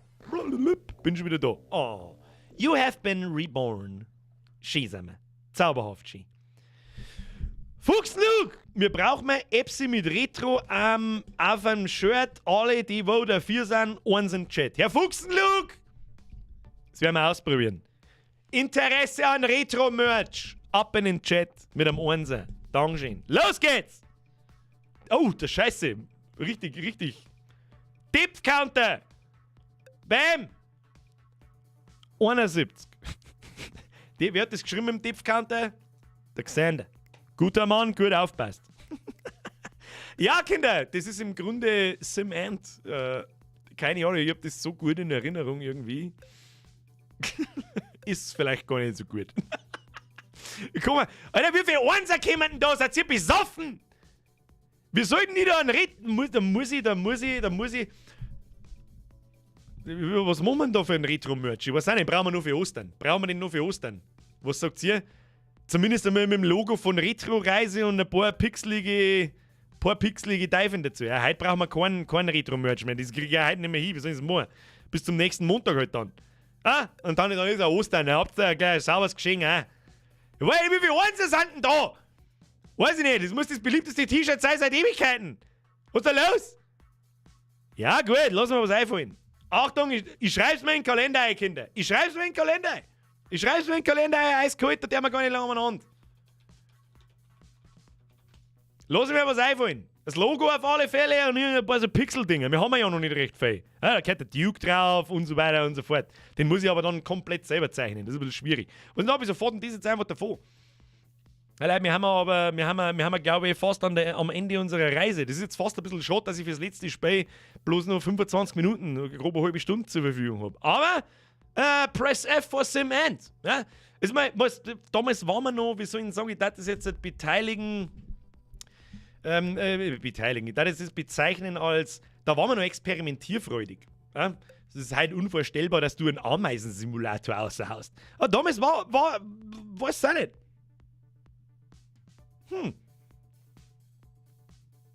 Damals war das halt so.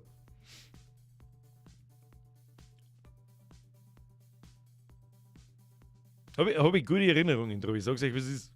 Ich schaue gerade dem Gewusel zu und habe einfach einen Flashback nach dem anderen. Ich weiß noch genau, wie die komischen kleinen Bonkerl da ausgeschaut haben, jetzt wo es da sind, wie die Wrestlerei ausschaut, wie das Reborn-Beutel ausschaut und so.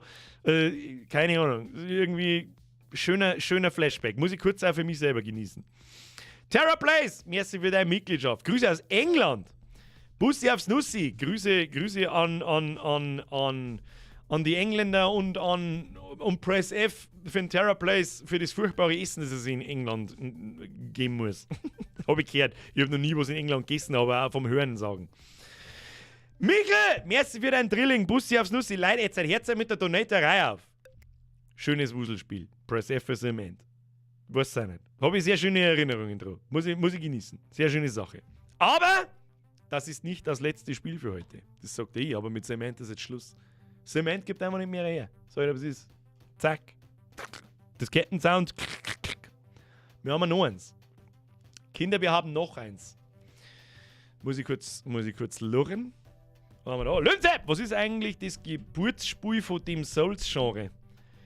Weiß ich nicht auswendig. Aber das ist so fotzengrob schlecht, dass du das Kotzen kriegst. Such einmal auf YouTube danach, gibt's Videos dazu. So, jetzt pass auf. Ein Pixelbürger fürs Retro-Shirt braucht man eigentlich fast. Ja, mal schauen, ob ich das hinkriege. Das kann man ja digital regeln, da brauche ich das mit nicht am Chris auf den Sack gehen. Das schaue ich, ob ich selber irgendwie hinkriege. Schauen wir mal. Ja, muss ich mich heute die ganze Woche mit Pixel Arts beschäftigen. Vielleicht wird aber dann das Video bis Sonntag nichts. Schauen wir mal. Ja, schauen wir mal. Also, jetzt passt so acht. Das nächste Spiel, das ich mitgenommen habe, ist so gesehen eigentlich kein Spiel aus der Sims-Reihe. Also eigentlich passt es nicht so hundertprozentig da rein. Aber es ist der Urvater von dieser Art von Spiel. Also es ist kein Sim, sondern eine andere Aufbauspielreihe, die extrem beliebt ist, vor allem, oder war eigentlich. Und zwar bevor das eigentlich beliebte Spiel gekommen ist. Der Urvater davon ist folgendes. Wie gesagt, ich weiß, es ist kein Sim-Spiel. Wer kennt's noch? Ich hab mir irgendwie kehrt das für mich da rein. Bullfrog Games. Theme Hospital, Theme Park und so weiter. Und das war das allererste, wo du einen Freizeitpark bauen hast müssen, wo Publikum einer kommt und Gäste einer kommen und Fahrgeschäfte fahren und so weiter. Mr. Maxon schreibt, als EA noch cool war. Ich glaube, da hat... doch, tatsächlich, da steht's Electronic Arts tatsächlich. Aber ich glaube, Bullfrog war am Anfang nicht bei Electronic Arts. Das ist einer von den Dingen, die hat Electronic Arts gekauft und hat es kaputt gemacht. Ja? Alle Spiele, die da danach gekommen sind, waren alle für den Arsch. Foxy, Urvater der Souls-Spiele von From Software ist Kingsfield. Herr Scholzer Löwe mitschreiben, Kingsfield. Google lieber mal danach niederschauen. Kriegst einen Kotzanfang. Der Feuerwehrler Jan schreibt, der Vater von Rollercoaster Tycoon. Also, ich weiß nicht, ob das direkt der für Melle Nachfolger ist oder Vorfahre von Rollercoaster Tycoon, aber Rollercoaster Tycoon basiert auf alle Fälle auf Theme Park. Und wie das ausschaut, das muss ich jetzt erstmal zum Laufen bringen. Okay, das schaut gut aus. Any key to continue?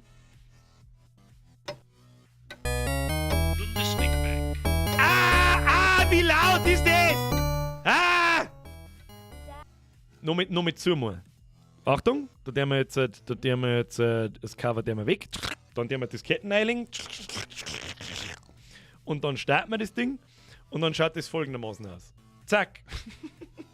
Gute alte DOS-Games. Da kommt die Nostalgie noch ein Stück mehr, wenn man auf einmal einen Text sagt, anstatt irgendwelche Sachen. So, jetzt, ich hoffe, dass der Audiomixer sich das merkt. Es ist scheiße laut, ansonsten drehe ich es gleich wieder runter. Das hat sogar ein Intro-Video mit ein bisschen so Spoken, also Dialog-Sound und so. Jetzt pass auf.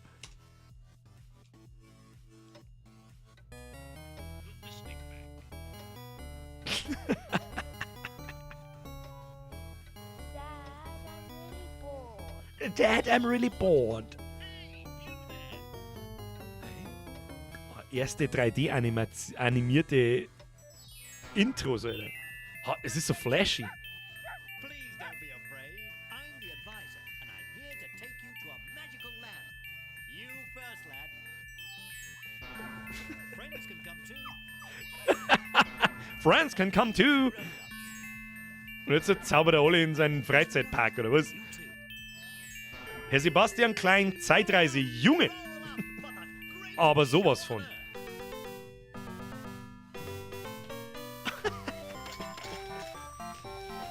Wer kennt es nicht? Das 4 auf 4 Pixel 8 Frames Video.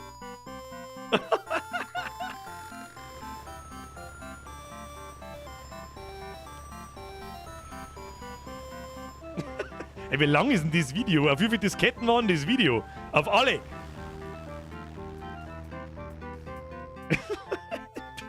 Wir haben da einfach fliegen und fliegen davon. What the fuck is happening?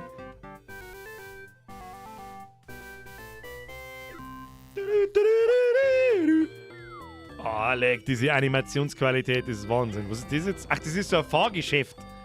Okay. Was ich da damit fahren traut, ich weiß es auch nicht.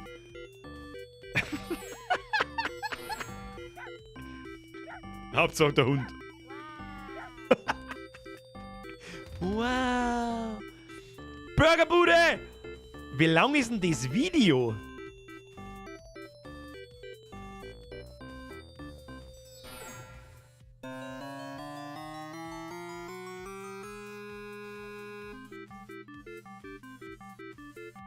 Ist übrigens von 1994.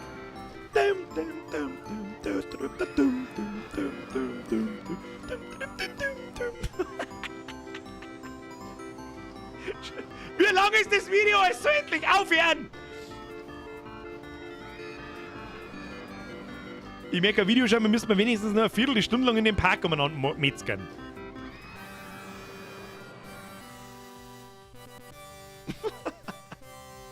Die Musik, oder? Hui! Was ist jetzt? Oh, das war tatsächlich das Intro-Video. Bullfrog Productions 1994. In association with Life Cash Midland. Was auch immer das ist, keine Ahnung. Aber da steht noch nichts von Electronic Arts. Ich glaube, dass die erst später gekauft worden haben. Also Electronic Arts hat irgendwann Bullfrog gekauft und alle diese Simulationsspielchen und hat dann alles kaputt gemacht. Wie sie es mit jeder Firma machen. Westwood mit wie Command & Conquer, kauft von EA am Zenit des Erfolgs, bam, alles im Arsch. Geilbuffet, wie lang ist das Video? Und wer schaut sich das bis zum Schluss so? Wir schauen uns das bis zum Schluss so. Herr Geilbuffet. Florian 619. Hui! Ab in den Chat, wer nicht mitmacht, schlägt mein Hui! Und im Spiel hast du dann 2D-Grafik und Draufsicht. Ja, ich glaube auch so ein bisschen, dass das Video ist bloß gemacht worden, dass man Screenshots hinten auf die Schachtel drauf hat machen können und jeder sich denkt hat, wow, lecker, hast du die Grafik gesehen, die ist 5 vor Fotorealismus. Jeder hat sich das Ding gekauft und dann, wie es dann ausgeschaut, sehen wir gleich. Achtung, los geht's! So, what is your nickname? My nickname is Birger. Lass dir die geilen Mauszeiger von früher über diese fetten Finger und so. Okay, Hackerl. Nimm ich. See Intro. Nein, nicht nochmal. Set up a new theme park. Okay. Your name, Birger. Nickname, Birger. Age, 1. Nein, ich bin nicht 1. Ich bin irgendwas zwischen 6. Ich bin 26. Was ist denn das? Das ist weg. Weg. Ich bin 26. Plus. Plus geht leider nicht. 6. Male. Parkname. Haben wir einen guten. Hihi, da steht 6. Look it, mir ist es wieder entwickelt. War von Bullfrog nicht Dungeon Keeper? Gute Frage. War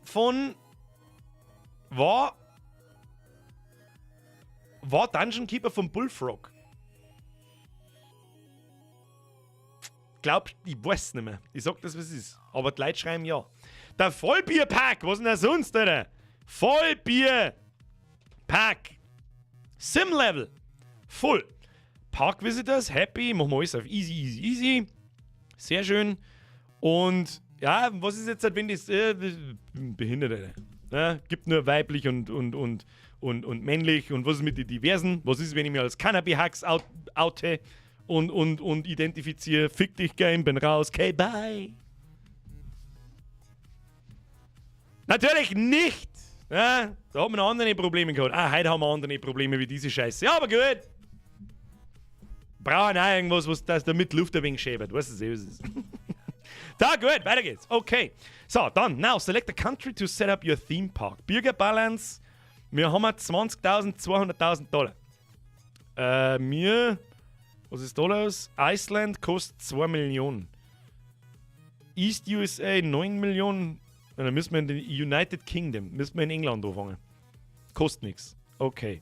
Cost 0. Local population, bla bla bla bla bla bla bla bla bla. Economy rich. Tax free period years 3. Land tax, bla bla bla bla. Land kaufen. Gekauft! United Kingdom. Personality, wenn nicht, die Schrift ist auch zum Kotzen. Die Schrift ist auch absolut zum Kotzen. Und Wölfchen hat recht, das schaut fast aus wie bei Pizza Connection, die Map. Und das habe ich auch gerade gedacht. Bloß, dass bei Pizza Connection oder Pizza ist, die ganze Weltkugel. Die Schriftart ist zum Kotzen. Ich kriege jetzt schon einen Anfall. Okay. So, und jetzt halt. Okay. Wenn das nicht ein grafisches... Oh. Kann man da irgendwo auf Pause drücken? Erst einmal Phase 1, Pause drücken. Wo? Und immer diese... Oh, ja, aber da wird man wahrscheinlich ein Load, Save, Park, Open, Fireworks Display. Was ist das? Nein, kein Feuerwerk, das glaube ich hat ein Gate gekostet. Kein Feuerwerk, ich glaube das hat ein Gate gekostet. Schluss. Wo ist denn Sandbox Games im GameSpeed? Wo kann man pausieren? Das lassen wir P wie Pause. Okay, so, jetzt müssen wir erstmal bauen. Ich habe den härtesten Flashback meines Lebens, also das Menü da unten. Das fucking Menü mit den Leuten in der Warteschlange und so weiter, brutal. Das sind einfach manche Beutel, vergisst du nie. Das ist brutal. Herr Schulz, ich identifiziere mich als Waschmaschine. Ich schleudert. Ununterbrochen. Bitte. Herr Schulz, merci für dein Zwickel. Einfach immer alles mit Fallen zu klatschen, hat immer geholfen. Hat es da Fallen gegeben? Das weiß ich nicht mehr. Aber, da fangen wir jetzt einfach mal straight an. Ich habe das früher irgendwie so gemacht, dass ich gleich am Eingang die ganzen Fressbuden hier habe, dass ich erst einmal sauber da einkaufen. Das Spiel war auch richtig schwierig. Also das, kann man da überhaupt, ach, auf Pause kommen wir nicht. Game Speed, Slow. Und jetzt bauen wir da einfach mal an die Seiten aus, also. Okay. Und dann hauen wir da mit die Fressbuden hin. Am Anfang hat man auch noch nicht recht viel. Wie geil das ausschaut.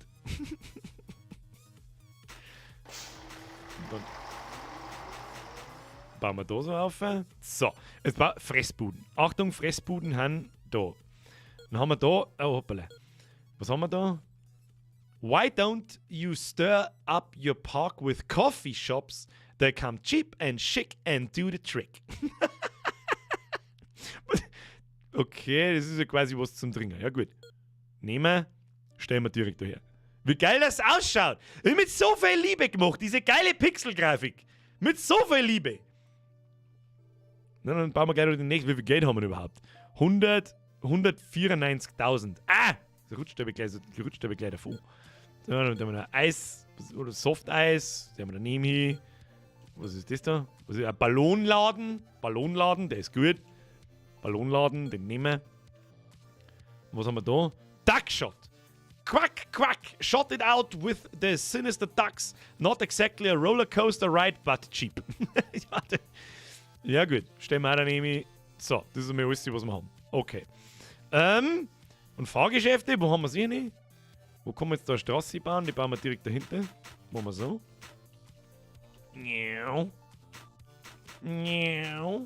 Schaut gut aus. I think you should raise the price of your Mr. Whippy Ices up by about 5. Er gibt da immer so Tipps da herunten. Wir haben noch nicht mehr geöffnet, aber er gibt mir bereits Tipps. So, jetzt brauchen wir Fahrgeschäft. Wolle, geiler Hupfburg! Wieder der nächste Flashback. Das Beikel von dieser Hupfburg. I will never forget. Das ist gar 25 Jahre, wo ich das letzte Mal gesehen habe und ich weiß immer noch, wie es ausschaut. Eins nach dem anderen pflanzen wir hin, das sagt er hin. Und wenn ich mich jetzt richtig erinnere, muss man da immer so eine Warteschlange extra Wege hinbauen und einen Ausgang. Deswegen lassen wir jetzt da mal aus. Ja, wow! Und da einen Ausgang. Und jetzt halt können sie da, man kann da, pass auf, oder dreht sich sogar das Gebäude. Wie gut ist das denn? Ja, eigentlich können wir schon einmal aufsperren. Wir haben jetzt da aufgesperrt, ich habe es vorher irgendwo da oben in dem Menü irgendwas gesehen. Park Open, da.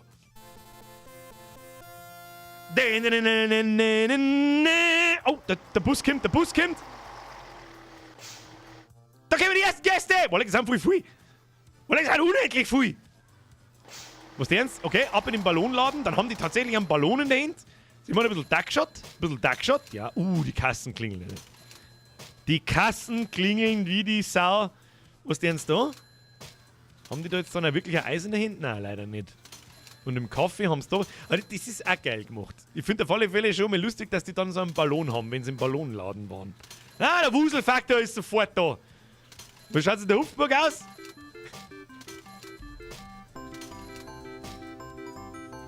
Das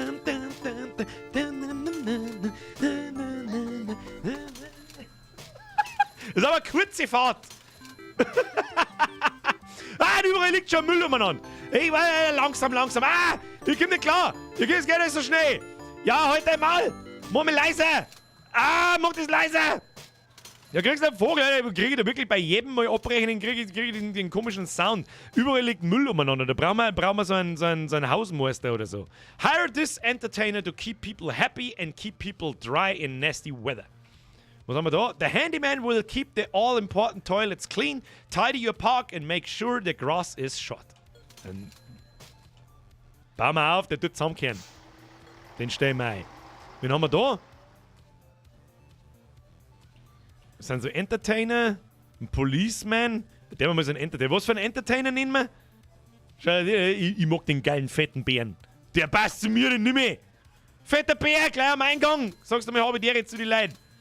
So, dann brauchen wir mehr Fahrgeschäfte. Wir haben noch mehr Fahrgeschäfte. Wir haben das Baumhaus. Oh mein Gott, wie ist er da immer noch?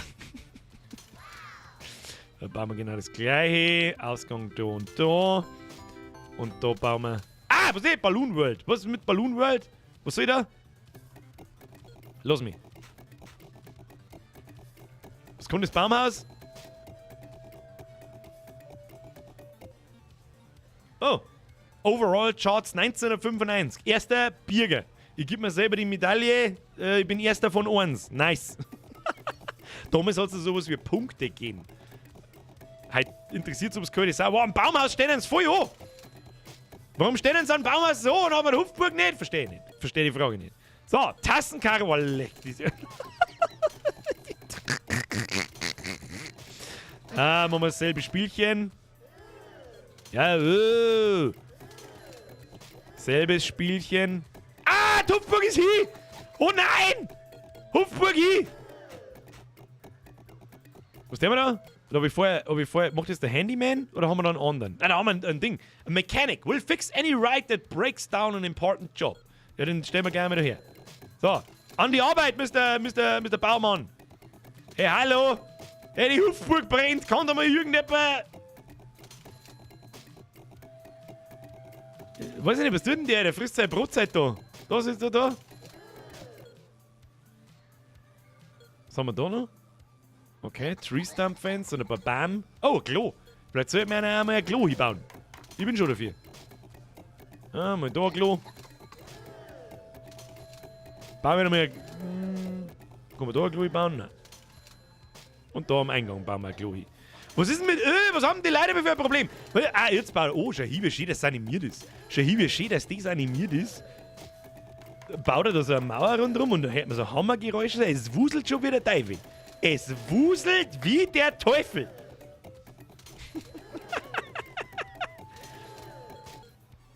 Oh, Geisterbahn! Geisterbahn! Wie der wir da? Machen wir so. So. Und einen Ausgang, den wir da, ja, dann brauchen wir... Haben die begeistert oder schreien die Buh? Check ich gerade nicht ganz. Da geht's zu wie der Teufel. So, wie viel Geld verdienen wir eigentlich? Ah ja, United Kingdom Balance. Geht auf, obi, auf, obi. Wir haben 168.000. Park Value 16.000. Current Loan... Ticket Prices, da tun wir gleich mit 52 eine. Available Cash, Money in. 2008, Money out, 21.900. Die Frage ist aber jetzt halt, jetzt haben wir nichts mehr. Wie kommen da hat man, irgendwie hat man doch da forschen können. Irgendwie, da liegt voll viel Kotze rum. Was? Wo liegt der Kotze? Soll das da Kotze sein, oder was? Ich glaube, wir brauchen noch... Da ist überall Müll! Da ist so viel Müll an jedem... Wir brauchen mehr Hausmeister. Mehr Hausmeister! Mindestens noch 2 Stück. Einen da, ja. Einen da auf. Putzt einmal zusammen, ihr faulen Teufel! Das ist ein Wahnsinn! Erforscht Pommesbude. Ja, die Pommes- und Burgerbude. Aber wo? Was ist mit den Leuten? Die sind alle voll lästig. Da, rotes Gesicht heißt nichts Gutes. Wo kann man forschen? Ich hab da kein Forschungsmenü. Wie kann man forschen? Was ist denn das alles? Keine Ahnung. Was ist das alles? Keine Ahnung. Mehr Fressbuden, mehr Kotze. Ja. Fressbuden kombiniert mit Fahrgeschäften ist gleich Kotze. Aber wo kann man forschen? Oben im Menü. Das ist guter Punkt. Können wir mal nachschauen. Display. Scenery Purchaser, Ride Purchaser. Na, das ist nicht. Was haben wir da? Bounty Castle, bla bla bla, Ranking 0, 1, 2, 3. Das da vielleicht? Na. Research ist gleich N, echt? Tatsächlich. Wo ist das gestanden? Ist das da oben drin gestanden? Research Department. Tatsächlich. So, mit dem wir das jetzt? Was so geil ist diese? Wer soll denn das verstehen? Was ist das? Upgrade Ride Designs. New Ride Designs. Training Staff. New Features. Upgrade Facilities. Und was haben wir da? New Shop Designs. Ja. Was ist jetzt das? Viel oder wenig? Ich kenne mich nicht aus. New Rides. Ja, machen wir New Rides und New Shops. Da die so. Machen wir so. Habe ich da jetzt alles drin oder nicht? Was ist das für ein Menü? Himmel, Hackert! Ah, so kann man es besser machen. Ein bisschen Tee. Ein bisschen Tee. So, und wo sagt man wie weiter? Was ist denn das? Ist das da Gate oder was ist? Ich check's nicht, Alter. Die scheiß Hupfburg ist auch alle 5 Sekunden kaputt, weil er sich als Klump verreckt. Und wo sehe ich jetzt da, wie weit das die Forschung ist? Wenn da unten so Trepferl... Ah, da kommen so Trepferl raus. Ja gut. Dann der wir mal... Nein, da wollte ich nicht hin. Dann der wir mal... Park... Options, Game Speed... Fast. Machen wir Fast. Oh, wir haben eine neue Forschung. Ah! Ein Labyrinth haben wir. The maze is a cheap adventure playground for lots of little explorers. Don't worry, it's not too confusing. Okay. Was haben wir noch gekriegt? Pommesbude! Alter! Praise Pommes. Ja, bauen wir gleich. Bauen wir sofort, bauen wir die hier. Maze, bauen wir hier. Bauen wir mir hier, da kommen wir nix. Jetzt pass auf, machen wir so. So. Da ist der Ausgang. Und dann bauen wir die Pommesbude. Und eine Cola-Bude haben wir auch noch. Geil. Absolut geil. Pommesbude ist schon am Start. Und die Cola-Bude, die bauen wir natürlich gleich daneben. Wir kriegen so viel Zeug. Wir haben so viel erforscht. Überall ist Kotze. Was passiert denn da? Da geht's zu mit dem Affenstall da drin. Wir haben so viel nice Zeug. Ich komme überhaupt nicht mehr aus. Was haben wir noch alles? Oh, leck, was ist das? Ein Riesenkobra. Wir müssen es schneller bauen, wie wir erforschen können.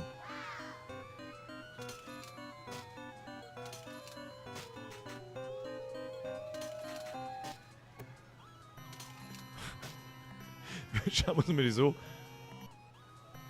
Was tut man da? Okay, dann ist es dieser große Rutschen.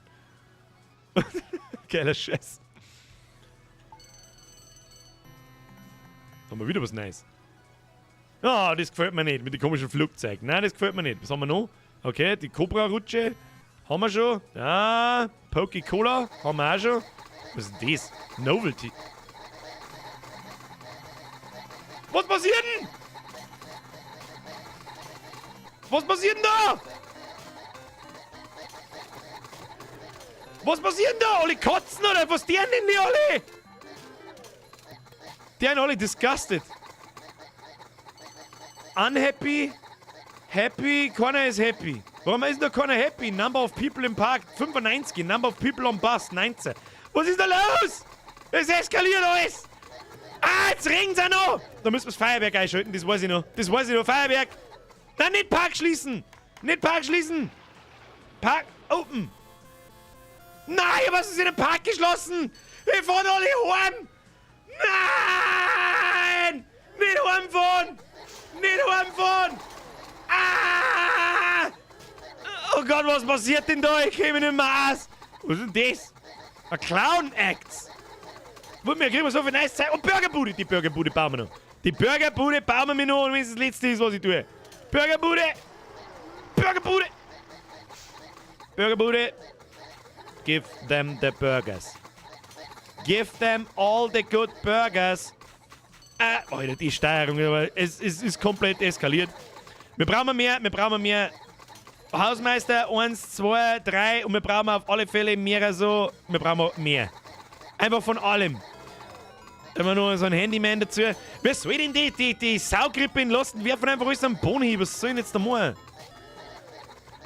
Oh, Rubber Tubing. Das schauen wir uns jetzt noch schnell an. Das ist nämlich das erste, was auf Stock Market Research, jetzt haben wir mal Food Design, der wir weg hat, dann filmen wir das Fahrgeschäfte Design. Voll, jetzt geht uns dann das Geld aus, fürchte ich. Weil wir so viel erforschen, das Ganze aus ist. Was haben wir da? Gunshot. Tin Can Elevator. Wie viele Fahrgeschäfte das da gibt? Gibt es da keinen Mülleimer? Das ist eine gute Frage. Die muss man wahrscheinlich erforschen. Tu mir erforschen. Machen wir Features. Machen wir mal ein paar Features. Ja, da haben die ersten auch schon da. Was haben wir da? Schauen wir mal, Features. Haben die überhaupt Features? Ich hab keine Ahnung. No wall can go. Es eskaliert komplett. Ich komme überhaupt nicht mehr aus. Ich hätte so gerne Mülleimer!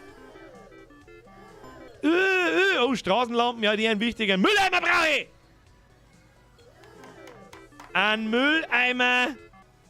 Du Eimer. Egal. Was müssen wir jetzt bauen? Den Urvater. Den absoluten Urvater. You can only place the entrance next to a complete track. Hä? Wie tut man das? Machen wir mal. Oh, jetzt gehen wir dann sowieso gleich pleite, glaube ich. Machen wir mal Speed normal. Oder wenn nicht eigentlich sogar slow. Ja. Haben wir jetzt da mal irgendwie ein Müll. Das ist ein Riesenklo. Ich brauche kein Klo im Mülleimer! Jetzt schneit's! Um Gottes Willen! So. Wie ein Complete Track. Wir bauen da einen Complete Track. Das ist doch ein Kass. Ach, da. Jetzt pass auf. Da gibt es jetzt leider noch keine Höhen auf und oben und so einen Scheiß. Aber. Jetzt pass auf. So hat man damals die Bahnen gebaut. Das ist so ein Wasserrutschen. Das ist eigentlich schon ganz witzig gemacht. Dass das damals schon so gut funktioniert. Da kann man so unter die Straße einbauen.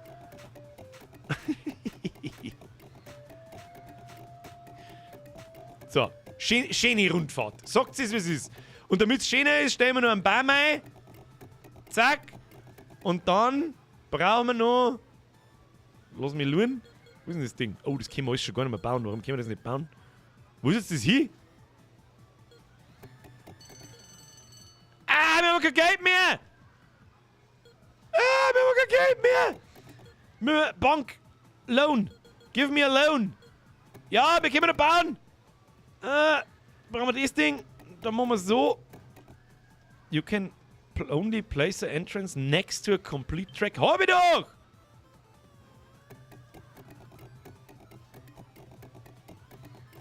Ja, ich darf gern. Ah, ihr seid. Okay. Und wie kommen jetzt die Leute da rein? Verstehe ich nicht.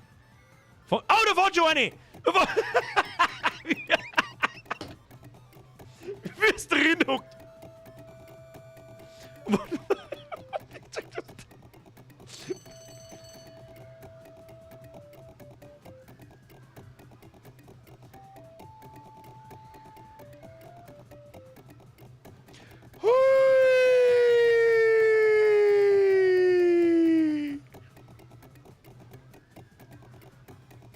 Ja, ist so mittelmäßig amazing. Okay, bye!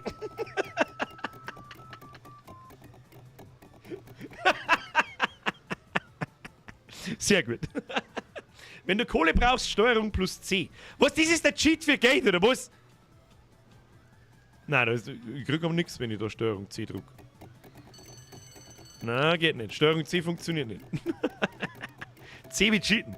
Die verschwinden alle unterm Tunnel. Ja, ich verschwinde leider nicht unterm Tunnel. Ich bin Pro-Gamer, ich fahr oben drüber. Ja, aber so wirklich Geld verdienen, der wir nicht, gell? Wir schauen unser Cashflow aus. Also, machen wir Balance. Money in, Money out. Also irgendwie geht da ziemlich stark ein. Ich verstehe es nicht so ganz. Müssen wir mit Eintrittspreise erhöhen. It's okay to put a rail here, use bla bla bla to place. Naja, das ist alles der Kack. Was ist mit den Leuten? Die sind extrem unzufrieden. Die haben nur lästig. Ich weiß es nicht. Aber ja, so ähnlich schaut er dann das Achterbahnmacher aus. Schauen wir mal, also Weltkugel, was es alles gibt. Haben wir jetzt schon bald einmal Mülleimer? Das war mal eine Sache. Na, wir haben eine Future-Toilette haben wir. Die ist wichtig. Alle rennen da draußen irgendwie. Ach, das ist der Ausgang, dann wissen die Leute nicht mehr, wo sie sind, oder was? Wie kann man das wegreißen?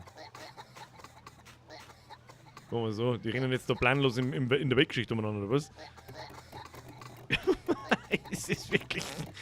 Es ist so viel Flashbacks. That Game, Alter. That Game. I fucking love it. Aber wieso rammen meine Hausmeister nicht zusammen? Ich check's nicht, die haben alle da. Oh, da ist ein Fachgeschäft einfach zusammengebrochen. Ja, schlecht. Schlecht. Oh, haben wir noch irgendein Fachgeschäft gekriegt, der interessant? Nicht wirklich, gell? Also es ist auf alle Fälle ein weiter Weg bis zum ersten Rollercoaster und schaffen wir da. Wir haben ja minus 420.000 im Minus. Aber warum? Ich verstehe es nicht.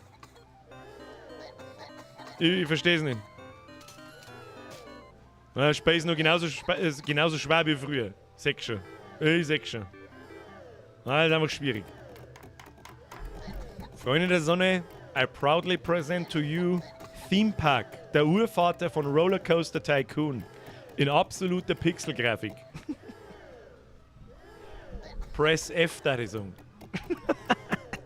Die Musi im Hintergrund ist wirklich. Ich weiß es auch nicht. Sind deine Buden ausverkauft? Das ist eine gute Frage. Muss man doch aber nicht. Oder? Da muss man doch nicht. Warte mal. Stock Price 0 at 50. Sale Price 65. Amount of Fat Average. Man kann nicht die Preise da anpassen. Und dann sagt man Profit 2, 15, 60 Sales Takings.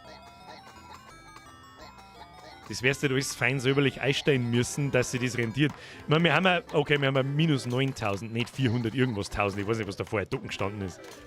Aber gut. Super gut. Super gut. Freunde der Sonne! Ich würde sagen, Achtung, Diskettengeräusch. So schaut's aus. Ich habe mich sehr amüsiert. Waren wieder 3 alt, bei SimCity ist die Zeit wirklich sauschnell vergangen. Also die Stunde ist blub und angefühlt haben sie sich mit 2 Minuten. Ich weiß es auch nicht. Herr Felix Frankhauser schreibt, probier mal du um 1992. Dann schaust du den Stream von letzter Woche an und schaust mal, was wir da haben. Der Oberpfälzer Bart schreibt, wer hat bei Rollercoaster Tycoon auch den Park des Todes gebaut? Wer hat das nicht da, ist die Frage. Ich hoffe sehr, meine kleine Zeitreise hat Ihnen gefallen. Ich habe ein paar sehr, sehr harte Flashbacks gehabt und es ist erstaunlich, wie krass ich mich selber an manch Beutel von so Items und Oberflächen und so weiter ich mich nur erinnert, obwohl es 25 Jahre länger her ist. Das ist der absolute Wahnsinn. Dieses Format, wenn man es so nennen will, Zeit ist vergangen wie die Hölle, um Gottes Willen.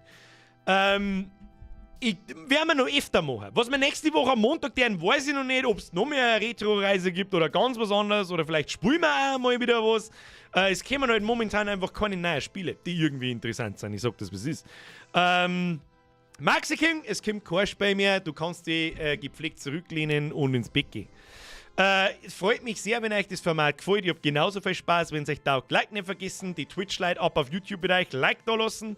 Für die Leute, die sich das im Nachhinein anschauen, vielleicht also ein bisschen einfach mal in die Kommentare smashen, was man noch so spielen kann. Wichtig ist, dass vielleicht DOS-Spiele sind, von damals noch, also so Anfang der 90er, Mitte der 90er. Und wir wissen mehr, was wir demnächst da auch mal anschauen. Siedler, Diablo, Fallout, die ganze alte Kacke. Ja, da haben wir noch lange nicht fertig, aber naja. Der Flo Ober schreibt, bin zu jung. Ich glaube, das Format bedient alle so ein bisschen, außer einen interessiert sowas natürlich nicht. Einmal hoffe ich natürlich, also in meinem Fall, bei mir triggert das wie die Hölle. Jetzt schalten wir erst mal um. Obacht. Achtung. Es war mir eine Ehre. So. Bei mir triggert das halt einfach Erinnerungen von damals, wie die Sau, vor allem wenn wir vorher auf North and South gekommen haben, auf Rampage, auf was haben wir noch gehabt, Wings of Fury und so weiter. Die möchte ich euch auch noch zeigen, unbedingt. Super geile Spiele gewesen damals, war Wings of Fury, habe ich geliebt. Da wollte ich immer zum Nachbarn um mich und Wings of Fury, geil, geil, geil. Wie war's mit Lemmings? Ja, natürlich. Na, schauen wir mal. Also da haben wir genügend Spiele, da wo wir uns 2, 3 in jedem Stream anschauen können. Und ganz ehrlich, eine halbe Stunde gelang da, weil was der man da 2 Stunden mit den alten Spielen. Das erste Worms, ja, ist auch ein Meilenstein. Dann gehört für mich da so ein bisschen Ballerburg dazu. Aber das erste, das ganz alte und so weiter und so fort. Aber auch für die Leute, die vielleicht im Nachhinein den Stream anschauen, das mich sowieso immer interessieren, wer das tut. Vor allem ganz die 2,5 Stunden, die wir da eben sind. Ab in die Kommentare. vielleicht auch ihr im Nachhinein und das Video einfach, wenn der Stream zu einem Video wird, vielleicht damit kurz erklärt für alle so, der Stream ist immer im Nachhinein als Video verfügbar, den findest du nur nicht in der Suche, weil ich die Streams auf nicht gelistet stehe. Das heißt, du suchst nach Birger, gehst in meinen Kanal, scrollst oben und die dritte Zeile sind alle vergangenen Streams, die da sind. GTA-Reihe, Grundi, die habe ich sogar schon da, die habe ich sogar schon vorbereitet. GTA 1, GTA 1 London, GTA 2 sind auf alle Fälle Spiele, die man sich einmal anschauen kann. Da wären wir nicht fertig. Also das ist auch gut so, weil lieber haben wir ein bisschen mehr was von einem Format, das alle taugt, mir taugt's, euch taugt's. Wird sicher gut. Auch die nächsten, ich hoffe sehr. London wird immer vergessen. Herr Sprengel, du hast da absolut recht. Ich hätte es auch vergessen, wenn es mir nicht aufgelistet worden war, wie ich nach GTA-Geschichte gesucht habe. Michael Hochwimmer, Video-Fragezeichen, was hast du heute zusammengeschnipselt? Ich hab nicht heute was, ich hab geschnitten, aber noch gar nichts. Ja? Schneiden, rendern und hochladen, muss ich noch. Ich hab Video-Footage aufgenommen. Und zu was für einem Thema mag ich nicht sagen. Das kriegst du mit, wenn du im Discord genau schaust. Es ist ein extrem nerdiges Thema. Und das sage ich oft, das habe ich schon oft gesagt, dass gewisse Videos, vor allem How-Tos, ein Haufen Arbeit ist und war, aber mit dem habe ich mich, glaube ich, ein bisschen übernommen und ein bisschen zu weit aus dem Fenster gelernt, aber jetzt stecke ich schon mittendrin, habe über 60 Takes aufgenommen, die ich jetzt auseinandersortieren muss, habe 4,5 Seiten Skript geschrieben, normalerweise hat ein How-To so 1,5 Seiten. Also das Video wird wahrscheinlich 10, 12, 13, 14 Minuten dauern. Es ist nicht kompletter Blödsinn, wie es sonst ist. Es ist schon ein gewisser ernsthafter Teil dabei. Aber auch Blödsinn. Bisschen. Es ist halt aber ein Thema, wo ich glaube, nicht alle aus der Community erreicht. Das ist mir aber wurscht. Ich habe einfach Bock auf so ein Video gehabt. Und wer weiß, das habe ich schon öfter gemeint, ich glaube, schauen wir mal, da glaube ich, können die meisten nichts damit anfangen. Aber vielleicht ist es für die anderen, die nichts damit zum Tor haben, mal ganz interessant zum Sehen. Und ja, es wird sich sehr stark nach einem Werbevideo fühlen. Ist aber keins. Ganz wichtig. Ich werde wieder Zeit dafür, noch kriege ich was dafür, noch kriege ich was geschenkt dafür, noch irgendwas. Aber ich muss halt das Zeug so herzeigen, wie es da herzeigt. Und so wie ich die Leute halt kenne, so manch einen werde ich wahrscheinlich damit anfixen. Aber ich hab mir den Kommentar im Video gespart, so hey, das ist keine Werbung, bla bla bla, weil man denkt, das zieht bloß das Video unnötig entlegen und das mag keiner sehen. Naja, das müsste dann, da steht keine Werbung dabei, ich werde es in Beschreibung einschreiben, wer das nicht liest, sehen wir dann.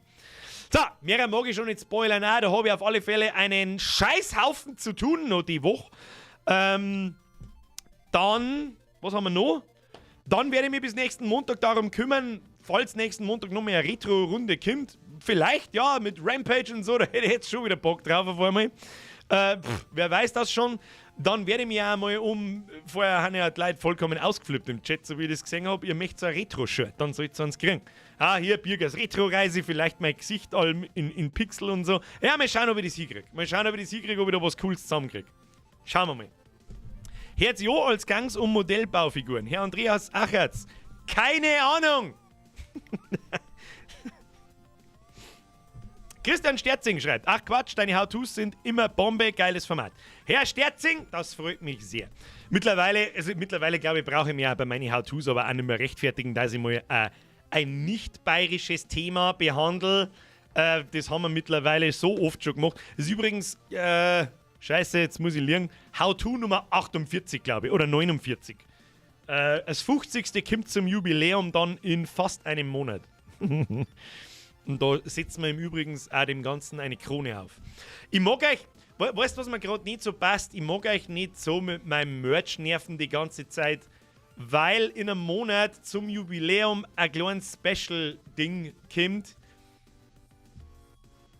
Und ich mag nicht alle 4 Wochen oder alle 3 Wochen schon, weil der Chamäleon ist auch noch nicht so lang her. Mag ich euch nicht die ganze Zeit mit meinem Merch-Scheiß auf den Sack gehen. Das ist mir ein bisschen zwider, sag ich dir, wie es ist. Aber wenn ihr danach schreit, ja, ich mag Retro-Merch, dann war ich ein Depp, wenn ich es nicht tue. 49 Videos sind in der How-To-Playlist. Oh, dann wird das 50. Auwezwag. Dann habe ich mich vertan. Dann habe ich mich vertan. Der Michael schreibt, aber ich mag mal Merch, wo Kapuze. Es gibt Kapuzenpullis.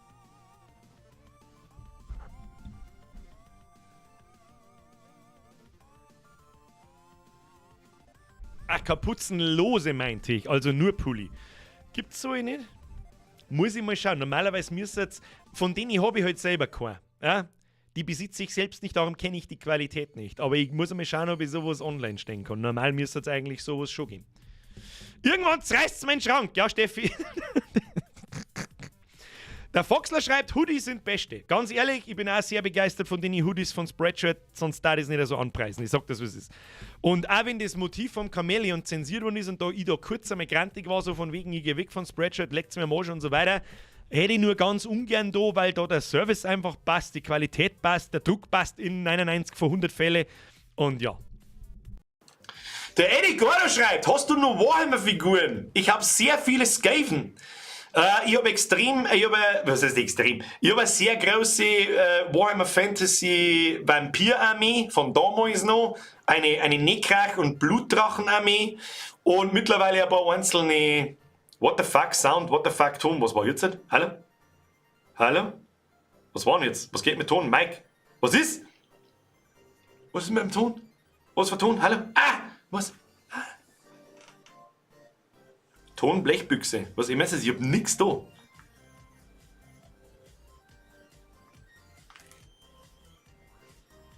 Was ist denn jetzt?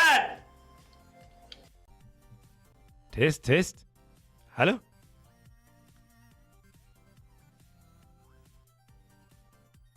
Was ist denn jetzt kaputt gewesen?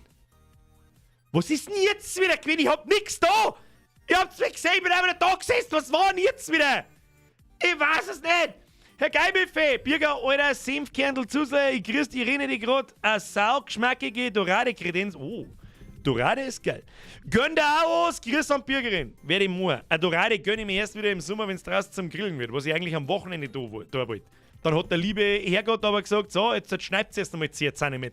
Dann hat mir ich gedacht, hey, machen wir doch das, was ich eigentlich an Weihnachten in meinem Weihnachtsurlaub schon machen wollte. Und dann habe ich eben das besagte Video gemacht, von dem ich rede. Wie gesagt, ist noch nicht fertig. Kleine Spoilerwarnung im Discord. Könnt ihr mal im Hobby-Schmerz ein bisschen nach home scrollen. Wer sich nicht spoilern lassen möchte, tut's halt nicht. So. Ja, Entschuldigung, irgendwas ist mit dem Mikrofon, hat er wahrscheinlich wieder gerade irgendwo miteinander gespart. Keine Ahnung. Wahrscheinlich zwingend geschrien, den Stream. Herr Simato, gell? Ja, heute war wirklich, ist nicht für jemanden abgelehnt worden. Muss auch mal sein. So, Freunde der Sonne, es ist 20 nach 10. Ich bedanke mich ganz furchtbar herzlich für Ihre Aufmerksamkeit. Ich hoffe, Sie hatten wieder eine kleine, wie soll ich sagen, Flashback-Reise in die Ende der 80er, Anfang der 90er. Es war mir eine Ehre. Hat auch mir sehr viel Spaß gemacht. Wenn es euch taugt hat, Like nicht vergessen. Zum 1000. Mal auf dem YouTube-Video zumindest. Was Twitch macht, weiß ich nicht.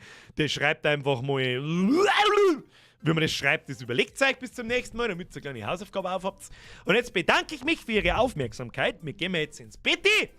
Vielen Dank für die ganzen Donations. Vielen Dank an 2, 3 neue Mitglieder, die heute da waren und einen ganzen Batzen neuen Mitglieder. Vielen herzlichen Dank. Ich hoffe, Sie hatten Spaß. Und wenn Sie keinen Spaß hatten, dann bin ich jederzeit offen für sämtliche Kritik und Vorschläge und was es selbst ist.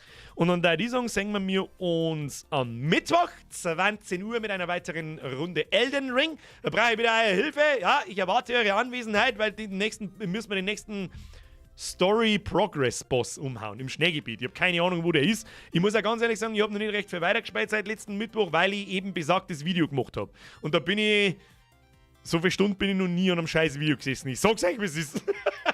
Ich hoffe, es wird was. Ich hab's noch nicht zusammengeschnitten. Ich hoffe, es ist dann einigermaßen nachvollziehbar und so weiter. Geil, Buffet! Was soll denn dieses Fall? Wieso denn da hast du jetzt verdruckt? Sagst du, was ist? Vor lauter Spinnerei hast du wieder verdruckt. 10,99 sind 2, du Zipfel, Adam.